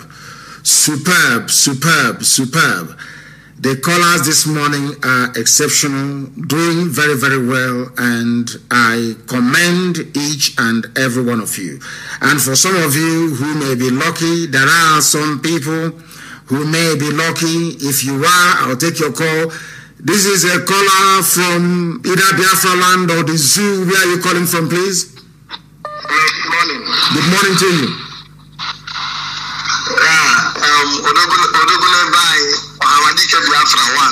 Thank you. What is your name and where are you calling from? Your name and where you are this morning, please. And you go straight to the point you want to make. Go ahead. My name is Mr. John Obika, and I'm calling from Nigeria right away. I'm calling from Anambra State of Biafra land. Yes. And I really want to encourage our youths for coming up to protest on the streets. The revolution we are all seeking for is here now, and they should not, we the youth should not be distracted. We should focus on what we are doing right now. And by the grace of God, I see Nigerian resting in peace in the grave where it belongs to. And that is my prayer. So we should all focus. Nigeria is just remaining just a little bit. It will divide, and that is our prayer. You see? So I really want to encourage them. May God bless them, and may God bless you, our leader, Nnamdi Kanu. So nothing will happen to you, sir. You say? Keep going higher. You say, thank you very much. I have another caller on the line. This caller, give us your name and where you are, please. This morning, we are encouraging those on the ground, bravely bracing every element to protest and register their displeasure with the damnable Zoological Republic. Your name, please, and where you are. Hello, yeah, this is Pascal calling from the United States. Pascal who? What is your father's name? This is Pascal Osega. Pascal who? Osega. Okay, thank you very much, Pascal. Osama, please, thank you very much. Please go ahead. Okay, yeah, I tried with you several times before, but I couldn't get through to you. Regarding what's going on right now in Nigeria, I'm just trying to call. Thank God I'm able to go through tonight. Go ahead. We are listening. The world is listening. Please go ahead. Okay. First thing I want to ask you regarding Biafra. Can you please take off your phone from speaker and talk to me normally, please? Speak to me normally that the world may be able to hear you properly. Speak to me normally and move away from your listening device as well. If you can hear my voice, that means the world is also hearing your voice as well. Please go ahead. Can you hear me, Mark? Yeah, it's better now. Go ahead. Okay. I said I wanted to ask you a few questions regarding Biafra. No, questions will be done tomorrow. Questions will be done tomorrow, but you can ask today anyway. But tomorrow morning, we're still coming on air at 7 a.m. Biafra land time to take your questions. But very, very briefly, please. Today is for those who are coming out bravely to protest on the ground in Nigeria or across Nigeria. Go ahead. Yeah, I already made a video regarding to those coming out to protest down in Nigeria. But just this very question, I'm going to ask you. Okay, since you said questions are going to be asked tomorrow, I'll make this question for tomorrow. But I just want to appreciate you again for kind of giving us a kind of morale and able to lead us and very boldly and brilliantly. And I'll say a very big thank you to that. But tomorrow I'm going to give a call back and regard my questions. Please do that tomorrow. Thank you very much for understanding. I have a caller who happens to be, I believe this caller is on Skype. Please, your name and where you're calling us from. Good morning, sir. I hope you're talking to me, sir. I'm talking to you, ma. Yes, please go ahead. Go ahead. Okay, I am Evangelist Joseph Nwokike calling from Mpo. Thank you very much. In fact, I want to thank you for answering the call of Chukwokike Abiyama to lead Biafra out of the contraction. And I want the whole world to hear me this morning. And those who call themselves Nigerians. On the 14th of September 2020, this year, the Spirit of God began to speak to me. He said that Fulanis are the descendants of Cain, who killed his brother at the inception when God created the world in the book of the Bible, Genesis chapter 4. When Cain killed his brother Abel, God cursed Cain and said, "You will be a fugitive and a vagabond in the earth." That is a wonder. Whoever that reads the Bible, go to the Bible and read Genesis chapter 4 from verse 8 to 20. You will see it there. And when God cursed Cain, Cain left the presence of God and started wandering about. And he took a wife and came back. And then the children were subjected to wandering. They don't have any place. They don't have any country. They don't have any portion assigned to them. They are wanderers. And in verse 20 it said that they were moving about with their cattle. So they dwell in tents, in the bushes. They don't dwell in homes. They don't have houses. And those people, as they continued, their generation, their genealogy was no longer mentioned in the Bible. If you go to Genesis chapter 5, verses 1 to 5, you will see. Excuse me, ma. This program this morning is for support for those who are on the ground risking their lives, the brave youths that are across Nigeria, as a matter of fact, and Biafra land for that matter, who are risking their lives. I love what you're saying. The gospel and the teaching you're giving us this morning is very good. But I do promise you, when we come back tomorrow during our question and answer, I will do everything I can to get hold of you, and you shall speak on air again. Thank you very much for that. We want to support the brave young men and women who are out protesting, doing something that nobody has been able to do before. The caller on WhatsApp, can you hear me? Hello. Yes, please. You are not listening. You have not been following us. Once you call this very program, you move away from your listening device, please. Give us your name and where you are, the caller on WhatsApp. Yeah, this is Mr. Ihechi Meredema. I'm calling from Manchester, United Kingdom. Thank you very much. Please go ahead. Yeah, I want you, Mazi, I thank you very much for what you're doing. I've been following you. You've been doing fantastic work. And I want to say, God Almighty that have called you will preserve you and will see you through this struggle in Jesus' name. Yes, and I want to quickly tell you to, as I know that all the youth in Nigeria, most of them are listening and they're hearing your voice. I want you to tell them not to relent and not to also listen to anybody that will come as their leader, because they have no leader. This is a spontaneous action. This is a spontaneous action. There's no leader here. Like I've seen some freedom fighters or Revolution Now organizers say that some people are becoming billionaires over there by going to negotiate with nobody is their leader. Anybody that have gone and collect billions, let them collect it on their own. So they should not listen to anybody. They should do what is right. This is the last opportunity they have to put things right in Nigeria. If they lose this opportunity for another 2 decades or 3 decades, they will continue to wallow in poverty and misery. Please, you should tell them to stand their ground, until they see the end. Of course. Thank you very much and well spoken this morning. That is what we want to hear. Of course, Facebook has cut us off. Facebook. I know Facebook is Facebook have cut us off, but we are continuing. That is what they are doing. That is what they will continue to do. They will cut us off and we shall continue.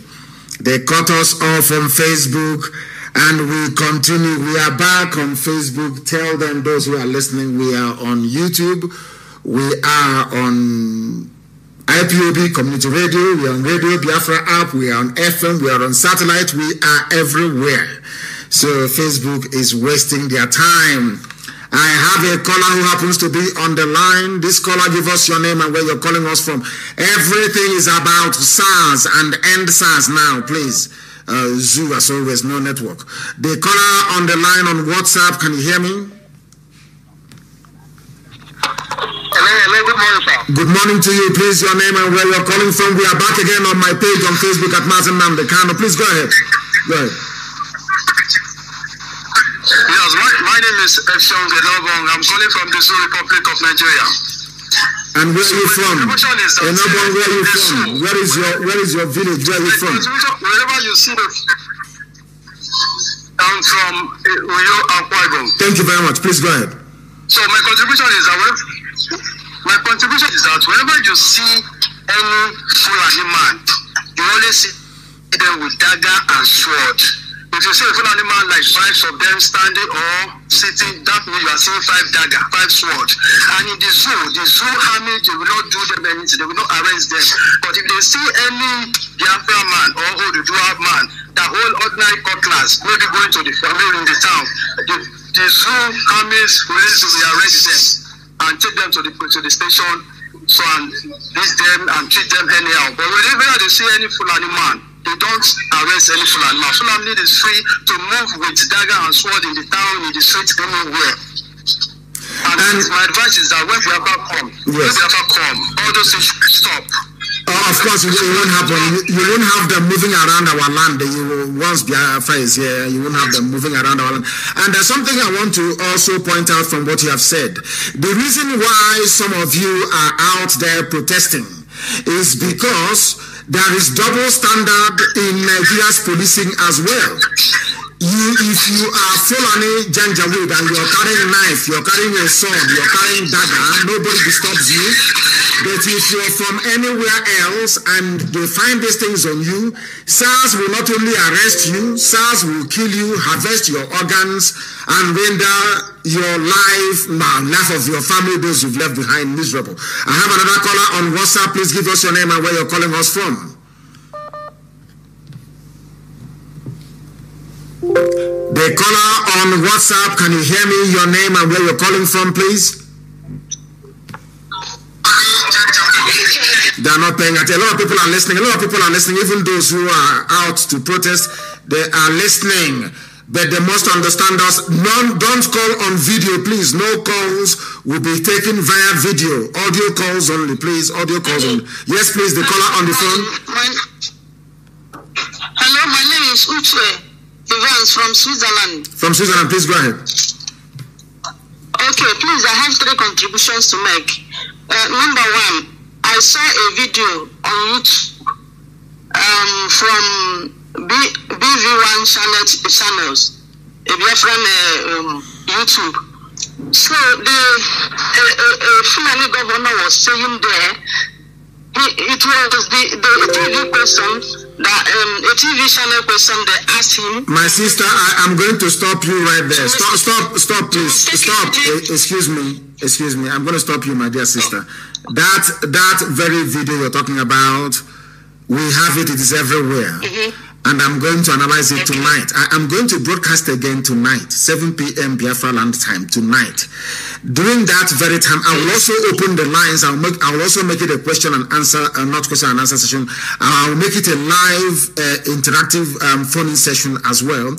We are going to analyze that video. After the analysis, we take calls based on that very video. This very morning, we are taking calls based on what is happening on the ground across Nigeria. People who are protesting very bravely, courageous, heroic men and women out on the streets demonstrating. We want to encourage them. That's what we are discussing this very morning and nothing else. That very video will be analyzed this evening, and I will also take calls on it. Okay, I'm going to call again because I have 3 good contributions to make. I will note that, and this evening you're going to call because I will live again this evening and also live again tomorrow morning. Thank you very much for your call. Let us go, and the calls are plentiful. The caller on WhatsApp, can you hear me? The caller on WhatsApp, can you hear me? The caller on WhatsApp, can you hear me? The caller on WhatsApp, can you hear me for the last time? No, they cannot. They cannot hear me. I don't know, but why can't they hear me? It keeps saying reconnector. Is the Zoom now? They have maybe jammed their lines. I don't know what is going on. Let us try again. People are calling us from. Can you hear me? The caller on the line, can you hear me? I can hear you very well. I can hear you very well. My name is Mazi Okeru Yedikachi. I'm calling you from Iguacha. From Iguacha? Mazi Yedikachi, go ahead, please. You are listening. Yes. Yes, I really thank you for what you're doing. But please, my own contribution to those on ground is that the way to stop treachery is by attacking treachery. Yes. If people go down to collect money and you do not do anything, more people will come up, claim leaders and collect money and reach themselves. Anybody who goes there to collect money on your behalf, to claim that they are your leaders, catch that person and tear him to pieces. Then by so doing, you will stop other people from going there to claim your leaders and collect money. That is what I'm suggesting. Those who are protesting, there are no jobs. I am a graduate. We have about in our house. There is no job. Nobody is working. Everybody is suffering. There are no jobs. There are no roads. Even that money they are planning to give you, if you collect that money and buy iPhone or buy anything better or better your life, that's what will still kill you. The reason why that kills people is because they say expensive things from them. So all those people that are going to collect money come out and tell you that you people should stop, they should draw a line and all. Draw the line on their heads. And if those Fulani 1,500 people come again to attack you, you people should beat and they should kill them. Kill them. Enough of this nonsense. They won't come again. Kill them, enough of this. If they come to attack any person, kill them, they will not come again. And once they bring out the army, then IPOB will come out and meet them. The reason why they are getting away with all this nonsense is just simple. Because we have been doing nothing.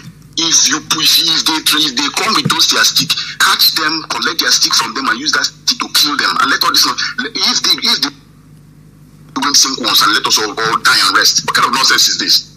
I love you, my dear brother. When people speak like this, I fall in love with them. I'm telling you the truth. I fall in love with them. Somebody is coming to disrupt a peaceful protest. You kill the idiot there and then, and others will stop.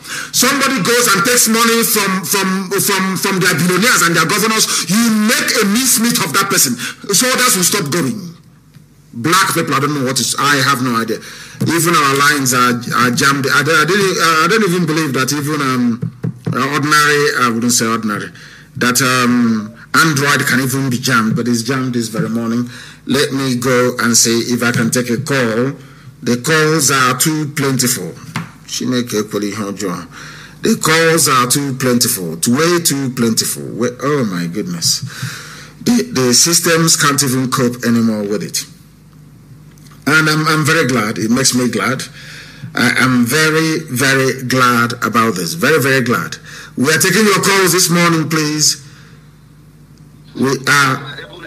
My dear brother, give us your name and where you are calling us from. If I can get your speaker to work, because our lines are crashing this morning. Too many calls, way too many calls, way too many. The calls are endless, and we expect it because the whole world is listening. Yes, please, my dear brother, give us your name and where you're calling from, please, if you may. My name is Ubon Etim. I'm calling from Lagos, Nigeria. Ubon Etim, please hold on. I want to get you. Please, can people who are calling, some of you should please try and stop. It is too much. The calls are just too plentiful. Just wait, and hear somebody. We want to hear Etim speak. I don't know why everybody is calling and you're jamming up the whole line. The whole line is jammed. Etim, can you hear me? Yes, please. I can hear you very well. Etim, please go ahead. My able leader, we are all out here in Lagos State. Wonderful. Nothing will happen. No intimidation will make us to go back. Wonderful. We are ready for this old caucus. We are ready for these useless men. Useless and failed men, failed elders, my foot, failed people. Who have finished our father's future, who are ready and bound to finish our own future. We are ready for them. Let them bribe whoever they want to bribe. And we want to tell them, because you've opened our eyes. We've known a lot of things. I want to tell you that people that listen to you via iPop app is even more than people that listen to you on Facebook. So don't panic whether they drop it. When you left, I was still listening to you. I was telling my wife that I'm still listening to you. Can you hear me, sir? Very good. The world is listening. If I can hear you, that means the world is hearing you. Go ahead. We listen. There are lots of people listening to you in other devices rather than Facebook. So don't even let them feel that because they are reducing your number on Facebook, people are not listening to you. We are listening to you, and we are ready for that time that you give order. Once you give order, all of those useless men, even in the so-called South, we are going to deal with them because they finish us. We want to recreate our life and make meaningful for our life and for our future. Thank you very much. Thank you, my dear. And I love your dressing. I have dressed like this before. I love the dressing you have on here with your very beautiful wife. I love it. On one of my pictures, I dressed exactly this way. Is this particular attire? Is it Ibibio or Anan? Which one is it? It's Ibibio. It's Ibibio. Wonderful. Very beautiful attire, and I love it. I dressed like this when BBC came to my house. Thank you very much, my dear brother. And you people should continue. Come out on the streets of Lagos and Abuja, everywhere. And let me tell Buratai, they say that we have nothing, we make noise. I want Buratai to mobilize the army against the protesters. I will give the order to volunteer command tonight, and the world will hear the news tomorrow. If they think they cannot die, let the army attack the protesters and thunder will fire them. Thank you very much. People must be very strong and resolute. Very, very strong and resolute. Etim, thank you very much for that very call. He dressed so well. I love his picture. The picture on his WhatsApp is amazing. The way he's dressed is Ibibio traditional dress. It's absolutely beautiful. The caller on the line, can you hear me? I have a caller on. The calls are just unbelievable. Can you please hear me? The caller on WhatsApp, can you hear me? Yes, sir. My name is Okoro Mechinedu. I'm calling from Cambodia. From Cambodia. Thank you very much. The world is listening. Please go ahead. Yes, sir. Thank you very much for your work. Good work you've been doing. I've been following you for a very long time. Ever since I've been learning so much from you. And this particular thing happening in Nigeria, I'm very, very supportive of it. And they should they should grow more by saying, end Nigeria. Nigeria needs to be end, not end SARS. SARS is not the main problem we have now in Nigeria. The problem we have now is bad government and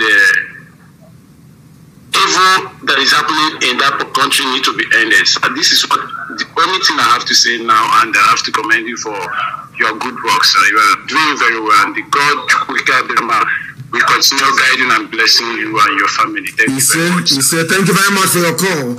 And I want them to understand that this is IPOB generation. Every youth who is coming out now to protest, if you ask all of them, they will tell you that they got their training, their orientation and sensitization by listening to Radio Biafra. And regardless of where you are, if you are participating in this very protest, you are also one of us, because you hate injustice and you hate evil. I have a caller on the line. This caller, can you hear me? Your name and where you are, please. Good morning, Odisi. Good morning to you. Your name and where you are, please, and you go straight to the point. Okay, I'm from Mobo, Anthony Anos here. It's in Germany, Akpo. Anthony Anos, thank you very much. And Anos, Anthony, hold on, please. You had people who are going to protest from Lagos that called. They will not understand what you're saying. Not many of them will. Please speak, even if it is broken English, that they may hear you, because people who are attending protest this morning are listening to Radio Biafra. Please go ahead. Yeah, Onishi, please, Mazi, I want you to, if it can be possible for you to give the whole coordinators, the whole world, to call emergency IPOB family meeting. We need to let us donate money for volunteers on the ground. We need to give money to volunteers. We need to equip them. You understand what I mean? I want you to call emergency meeting to IPO the whole body, contact the whole coordinator. Let us, even if it is $50, €50, €20, we need to do something so that our volunteers will be strong. You understand what I mean? I don't want to go further. I know, but I can assure you that they are strong right now. And let me tell you something. There are some people, men and women, young and old, that Elohim, the God Almighty in heaven, brought out for this very project. They don't sleep. We don't need to go back to even call a meeting for them to prepare or equip our volunteers. They are doing that on a regular, daily basis. And in the end, when the history of this very effort will be written, the world will hear about those brave men and women as well. So we are ready and we are prepared. You heard me here and I said, if Buratai thinks that he is strong, he should mobilize the army on the streets. Then he will say the might of IPOB. Right now, this very protest is peaceful. People are demanding for what is right, for an end to police and army brutality. And that is right. And I want them to keep it that way. But they must stay until all the demands are met. They must remain on the streets until all our demands are met. All of it, from top to bottom. Because the demands of these young people who are asking for end to SARS is what everybody wants. The thing about common sense is that when you're asking for something that resonates, everybody will identify with it. Everybody will, and I identify with it, and I thank you very much. And the meetings are going on, I assure you, and things are going to happen very, very imminently. The caller on the line, can you hear me? The world is listening. I don't know what has gone on. Reconnect again. I have no idea. I have no idea whatsoever. The caller on WhatsApp, can you hear me? For the last time, the caller. What is making it? These are people calling from very powerful countries where there are no network issues. So what is going on? The caller on WhatsApp, can you hear me? Yes, sir. My name is Elvis Ololo. I'm calling from Berlin, Germany. Thank you very much. Elvis, where are you from? I'm from Abia State, Biafra land. Thank you very much. Please go ahead. Sir, I'm very happy to get to you. I have been trying to get to you, but thank God I get you today. So let me go straight to why I'm calling. My suggestion is this. First of all, thank the whole people that came out on the streets. I have been broadcasting on Facebook and Instagram, trying to broadcast everything so that the whole world will see what is happening in this our useless government that is just treating us and maltreating us every day. So my suggestion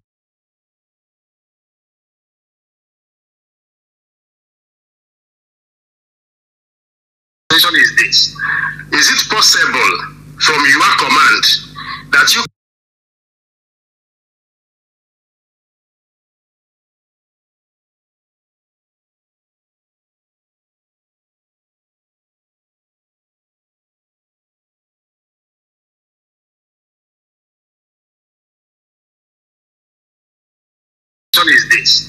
is it possible from your command that you can direct the IPOB, the Biafrans living abroad, for them to come out on the streets in the whole diaspora? When I talk about diaspora, it is everywhere right now, so that we can hear from our own side. We are agitating Nigeria. The caller on the line, can you hear me? The world is listening. I don't know what has gone on. Reconnect again. I have no idea. I have no idea whatsoever. The caller on WhatsApp, can you hear me? For the last time, the caller, what is making it? These are people calling from very powerful countries where there are no network issues. So what is going on? The caller on WhatsApp, can you hear me? Sir, my name is Elvis Ololo. I'm calling from Berlin, Germany. Thank you very much. Elvis, where are you from? I'm from Abia State, Biafra land. Thank you very much. Please go ahead. Sir, I'm very happy to get to you. I have been trying to get to you, but thank God I get you today. So let me go straight to why I'm calling. My suggestion is this. First of all, thank the whole people that came out on the streets. I have been broadcasting on Facebook and Instagram, trying to broadcast everything so that the whole world will see what is happening in this our useless government that is just treating us and maltreating us every day. So my suggestion is this: is it possible from your command that you can direct the IPOB, the Biafrans living abroad, for them to come out on the streets in the whole diaspora? When I talk about diaspora, it is everywhere right now, so that we can hear from our own side. We are agitating end Nigeria, so that the BBC, the CNN that don't want to share the news, that don't want to record the news and broadcast the news about Biafra, they have to. They don't have any other option. So it will be our own support, so that when people are saying end SARS, we are saying in Nigeria. It has to be a massive movement. If you can give the command that everybody, if it's 3 days, 4 days, 1 week, we all go on the street. Because from my own observation, since the Europeans don't want us to live, since the Europeans, they are the people that made Africa to be poverty, to be poor. They are the people that had a conference in Berlin, and they shared Africa among themselves. So since they say we are not going to sleep, since the UN say we are not going to sleep, they will not sleep as well. So that the whole world will talk about SARS and brutality, the whole world will at the same time talk about Oduduwa and Biafra at the same time, the same speed. I don't know if I'm making sense, sir. Too much sense, and I have heard what you've said. Here we teach, and we also learn. We also allow ourselves to be taught. What you have said is very poignant, is very important, and we are going to do something about it, be rest assured. There is no going back. As I said before, some of you recall my broadcast a few months ago, I said that the only thing saving the zoo is coronavirus. That's what I said. That very soon that anger will erupt and people will come out on the streets, and it's happening now. And we're not going back until we get everything that we want. Now is the time. But those who are at home will need to sustain it for a while so that we know they are serious. So that when we unleash the Armageddon, it will now give us the desired result. Thank you very much. Thank you very, very much. I want to talk to people who are at protest grounds all around Nigeria. They are the ones that I want to talk to. Those who are at the protest venue, they are the ones I want to talk to. Although I know that they may switch off the what's it called? What's it called again? You know, the transmitting the mask that they have around those areas. They may do so, because that is why I've not been able to take any calls from any of those people. The caller on WhatsApp, can you hear me, please? The world is listening. Your name and where you are, if you may. Hello, my leader. Yes, please. Your name and where you are. My name is Chibuzo Emmanuel. Chibuzo, where are you calling from? From Ireland. You're calling from Ireland? I'm calling from Ireland. Thank you. Yeah. Thank you. Republic of Ireland. Thank you. Please go ahead. I want to say regarding to those who are protesting to end SARS now, I want to say that now is actually a good time for them to ask all the questions that they want to ask, that they have had in their mind for many years. You're right. Now is the time. You're right. To ask them. You're right. And now is the time to also demand for the answers they have been expecting for all these years. Now is the time for them to get the answers.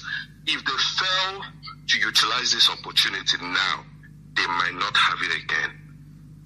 This is for the Nigerians. This is for the zoo people, the Nigerians. I won't call them the zoo so that they won't take offense. But as for us, Biafrans, I believe that we are still keying in on what is happening. We also support what is going on because we don't believe or we don't support any human maltreatment.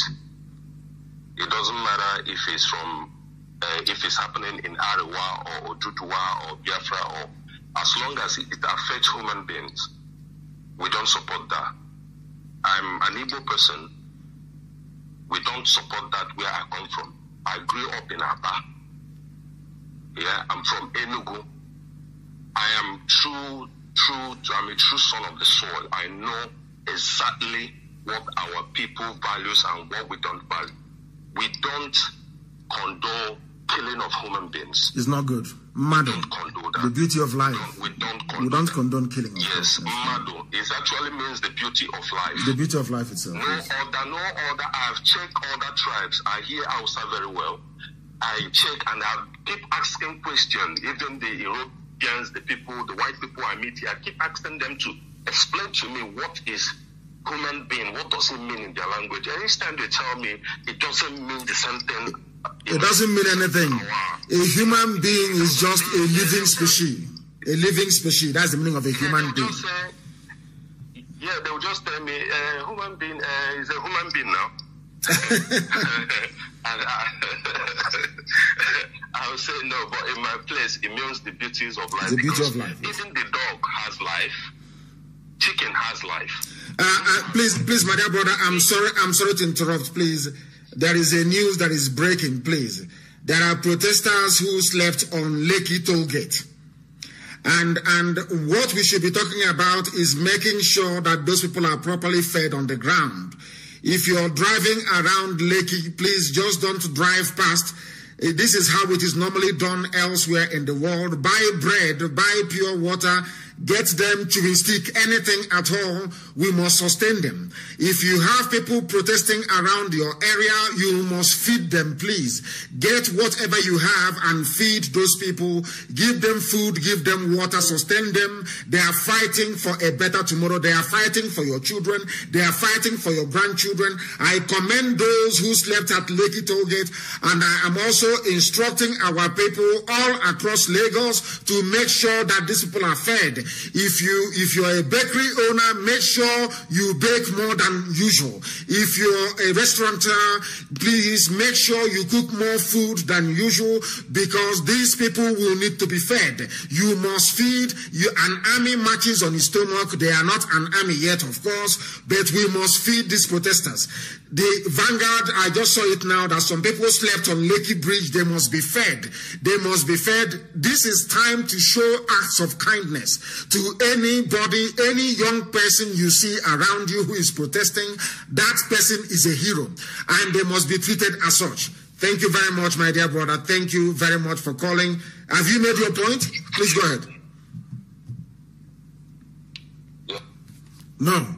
I am going to take another call, please. We must feed those who are out on the streets.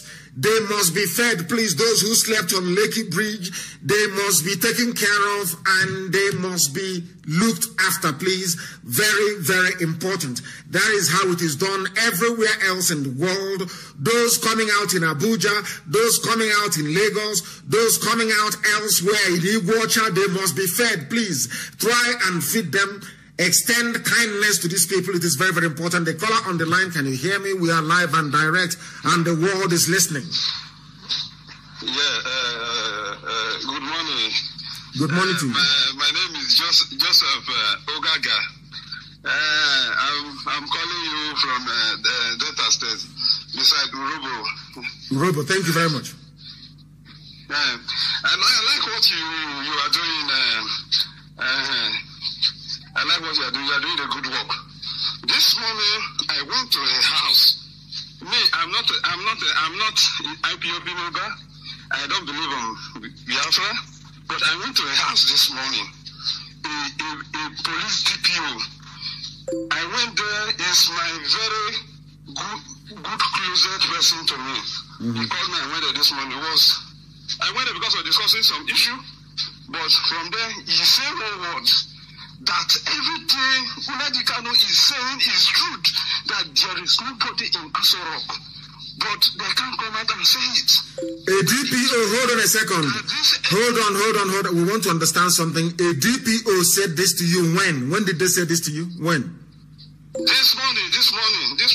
As I'm an Urobo man, I don't believe in Biafra. But why don't you, hold on. Why don't you believe in Biafra? Why don't you? You are Yoruba. Are you Yoruba? Do you believe that Urobo is Yoruba?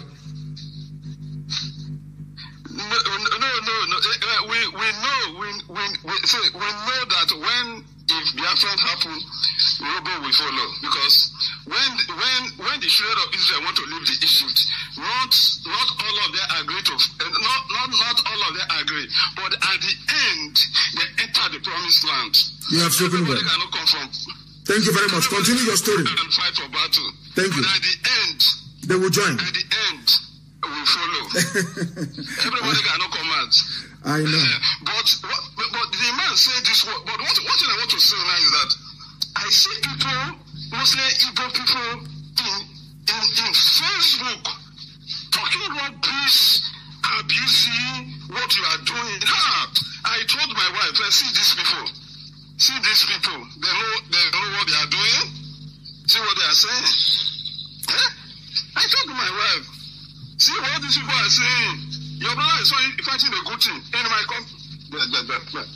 community, I have 88. We have 88 oil wells in the community.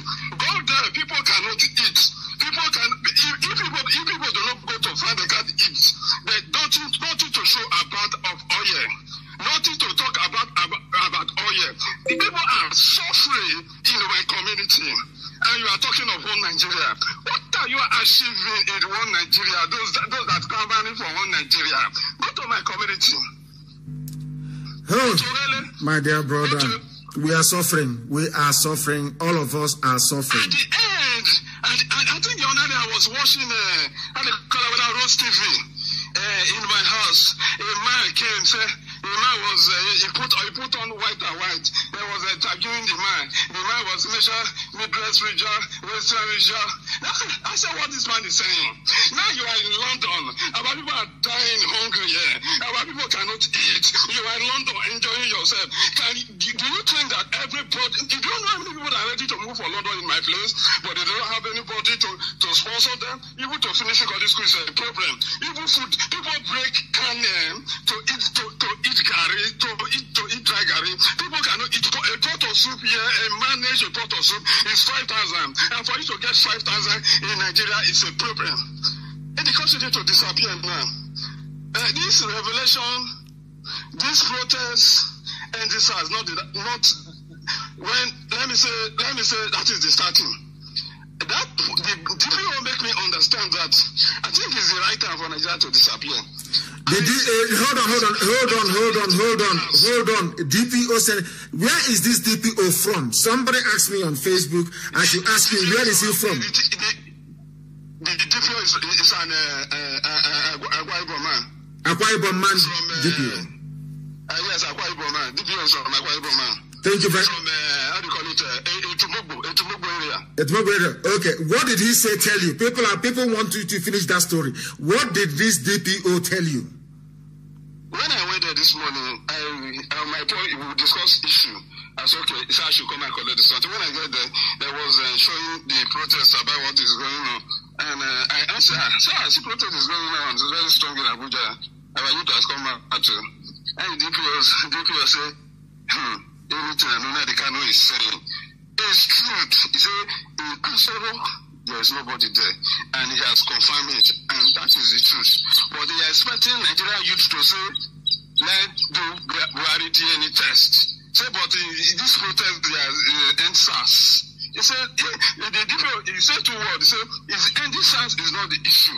The food police force should be, it should be different. The DPO saying things that he will not say as a DPO. A DPO, but because he's saying it because he's a Biafran. Because there is one thing about us, no matter how bad we are, once we see the truth, we recognize it. That is one thing about it. That is why I put my life on the line for Biafrans. There is something about Biafrans that nobody can remove, including yourself. At the end of the day, no matter how they feel or what they think, there is a goodness in them that when they see the truth, they recognize it. They may not recognize it in the open. When they go back to their houses, they see their wives, they see their children, they say, oh, what that man is saying is the truth, oh, not minding my position. That is one thing that Biafrans have, and that is why I know that this very effort to free our people can be sustained and will be sustained. In your village in Urobo, there are 88 oil wells, yet people drink garri and go to sleep. They will have in Uzere, even on my mother's side, Otu Jeremy himself, Ujere. You can't one agent from Ojai Voton and Iquotan, what I protest a what them as I went, you can't support a free donor, RPC is a country now. I check country, I country, Ovasanya, Gano, slave no Jana Gano, O Jana Wanenya, if we Oyoini, Biafra, Ojauto, because the different also say on that wall, you make another statement that make me also afraid. He said we should pray. If Donald Trump fail, it's a problem. So there is a very bad plan that is on ground. I know. Tell him, don't say anymore. We know all of that. We know that once Trump fails, that the Satanists will unleash their hell against Biafra. I do not listen to Radio Biafra, but as this man made this comment, a DPO is an Akwa Ibom man. I said, okay, let me do for the amp and download it. Thank you very much, my dear brother. He doesn't believe in what we are doing until a DPO told him that everything we say on Radio Biafra is the truth. What the DPO is saying to him, that the catalyst for this very protest is everything that Nnamdi Kanu has been saying. People have now gone back home. After peeling away all the layers, they say I insult them. After taking away all the insults, they have seen that what I'm saying is the truth. And people have come out on the streets, and I cannot commend them. You don't know how much I love these youths. You don't know. If there is any other name apart from Nigeria, I would have embraced it. I'm telling you the truth. I love them, all of them from Ududuwa, those of them from the Middle Belt. They are brave. They are brave. They are brave. I cannot praise them enough. If they can sustain it, that is only 4 more weeks. You see, all your problems will be over in only 4 weeks' time. I told you that there's something will happen this year. 4 more weeks. Sustain this campaign for only 4 more weeks. And all those skyscrapers you want to see, all those canals you want to see, the beautiful bridges, you will see it in your time. Your children will see it. History will report that you were amongst those that made it possible. 4 more weeks is all I'm asking for. Sustain this thing for only 4 more weeks. And then it is over. It's over. The caller on the I want to close the program this morning, but it's becoming very sweet. We have defeated all our enemies. The caller on the line, can you hear me? Yes, my leader. Good evening from here. I hope I'm coming out clear. The world is listening to you, including Yusuf Mohammed Abubakar in Asarok. Please go ahead. My name is Seriman Pastor Chris Wise. I'm calling you from the Kingdom of Cambodia. Despite the trials of the enemies, winning is always our watchword. Yes. So I just want to say a very big thank you, because you always said in this very adage that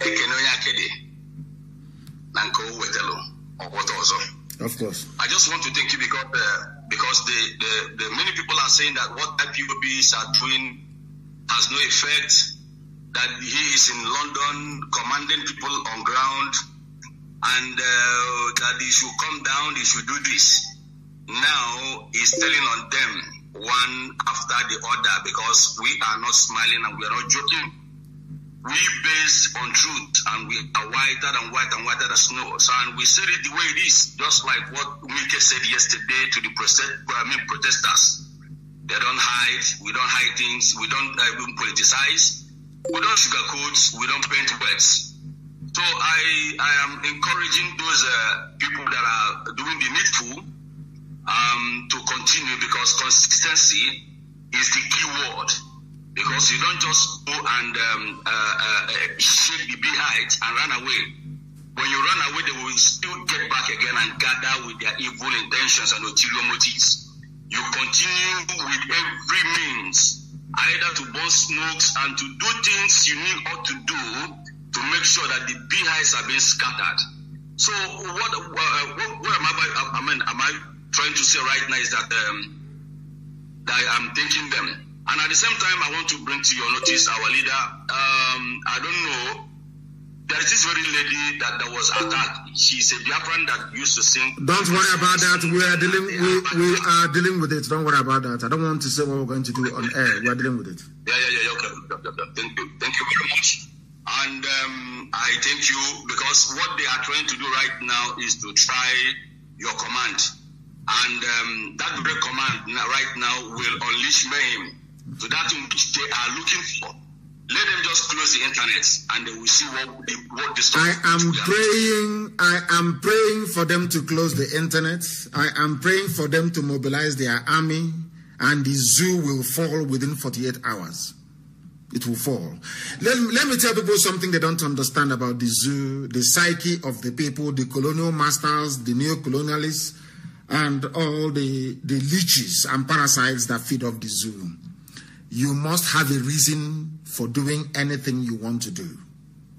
You must have a reason. The world must see the zoo for what it is. You don't preempt it. You don't start it.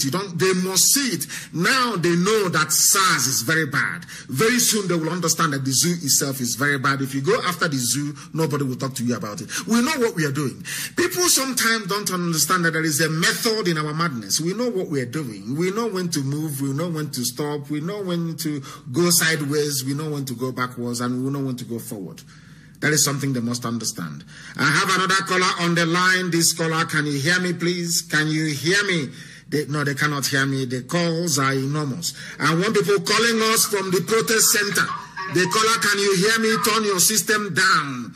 And tomorrow, every protest that people are going to, they should go with loudspeakers. We will be live on air tomorrow morning as well, broadcasting at the venue of all the protests, educating our people and letting them understand why the protest must continue. Give us your name and where you're calling us from, please. I can hear you. Good morning, my director. Good morning to you. Good morning to you. My name is Alex Okonkwo. I'm calling from Biafra land. Thank you. Go ahead.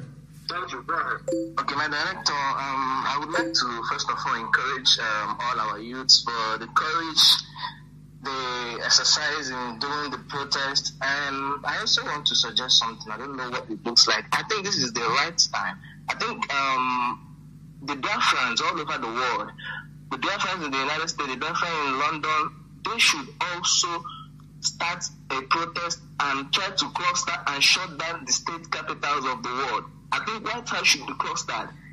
London State House should be clustered. All the parts of the world should be clustered so that they will really know that something is going on. Now, let me tell you something. I'm not cutting you short, my dear, but let me tell you something you don't understand how this thing works. It works on the word M, is momentum. Once people at home can prove that they can sustain it, the key word here is sustenance. Can they sustain it at home?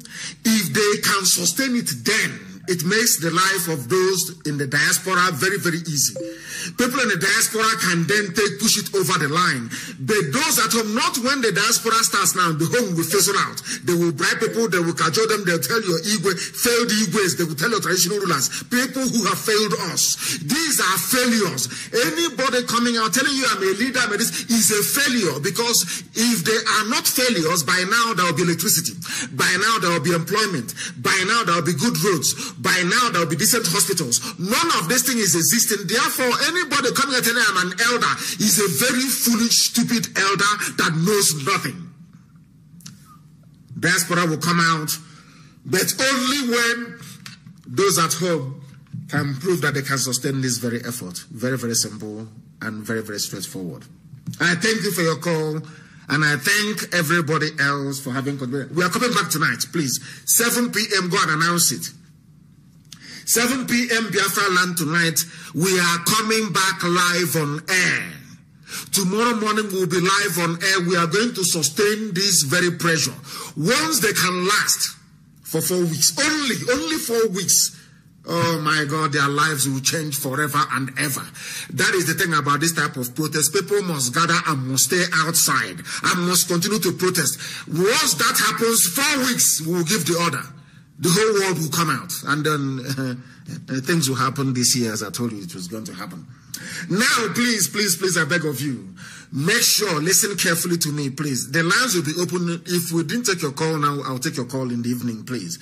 Now, listen very carefully. What you must do this evening, go and download IPOB Community Radio, very, very important. Go and download Radio Biafra, very, very important. I want the link to the YouTube to be circulated because Facebook will mess up this evening as always. People are going to listen via other platforms, very, very critical, very, very important. If you're at home, go and buy a simple, strong decoder, satellite decoder, strong. You will get Biafra there as well. And I'm also asking you, Wala, to make sure that every link available through which people in the diaspora can listen to us on their internet television should be made available today. We want to make every platform available to our people tonight, because I will be on air. We are going to be on air for 3 hours. I will only preach for 1 hour tonight, and for 2 hours we will take your calls. And we want those who visited every protest venue to be able to call this evening. I will provide a special number for them live on air for those who are at the venue of the protest to be able to call. The same thing we're going to do tomorrow morning. The zoo is in very serious trouble, and I can assure you it is crumbling. I thank you all very much for listening this morning. We are going to reconvene this evening, 7 p.m. Biafra land time. From me, from here, and with every love in my heart, it is good morning and happy protesting.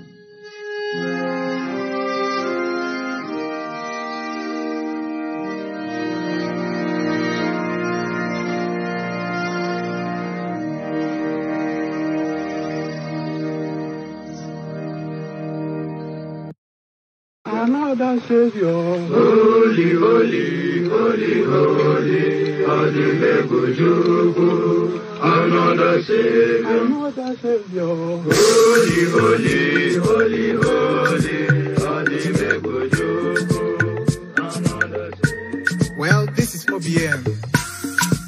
This is dedicated to the gallant heroes of the Nigerian Biafra War and IPOB families all over the world. I remember the Nigerian Biafran War, in the thickness of the Biafra genocide. Hey, one man revived the vanishing hope to life. Let the great Biafran army to fight, and they were singing out, holy, holy, holy, holy.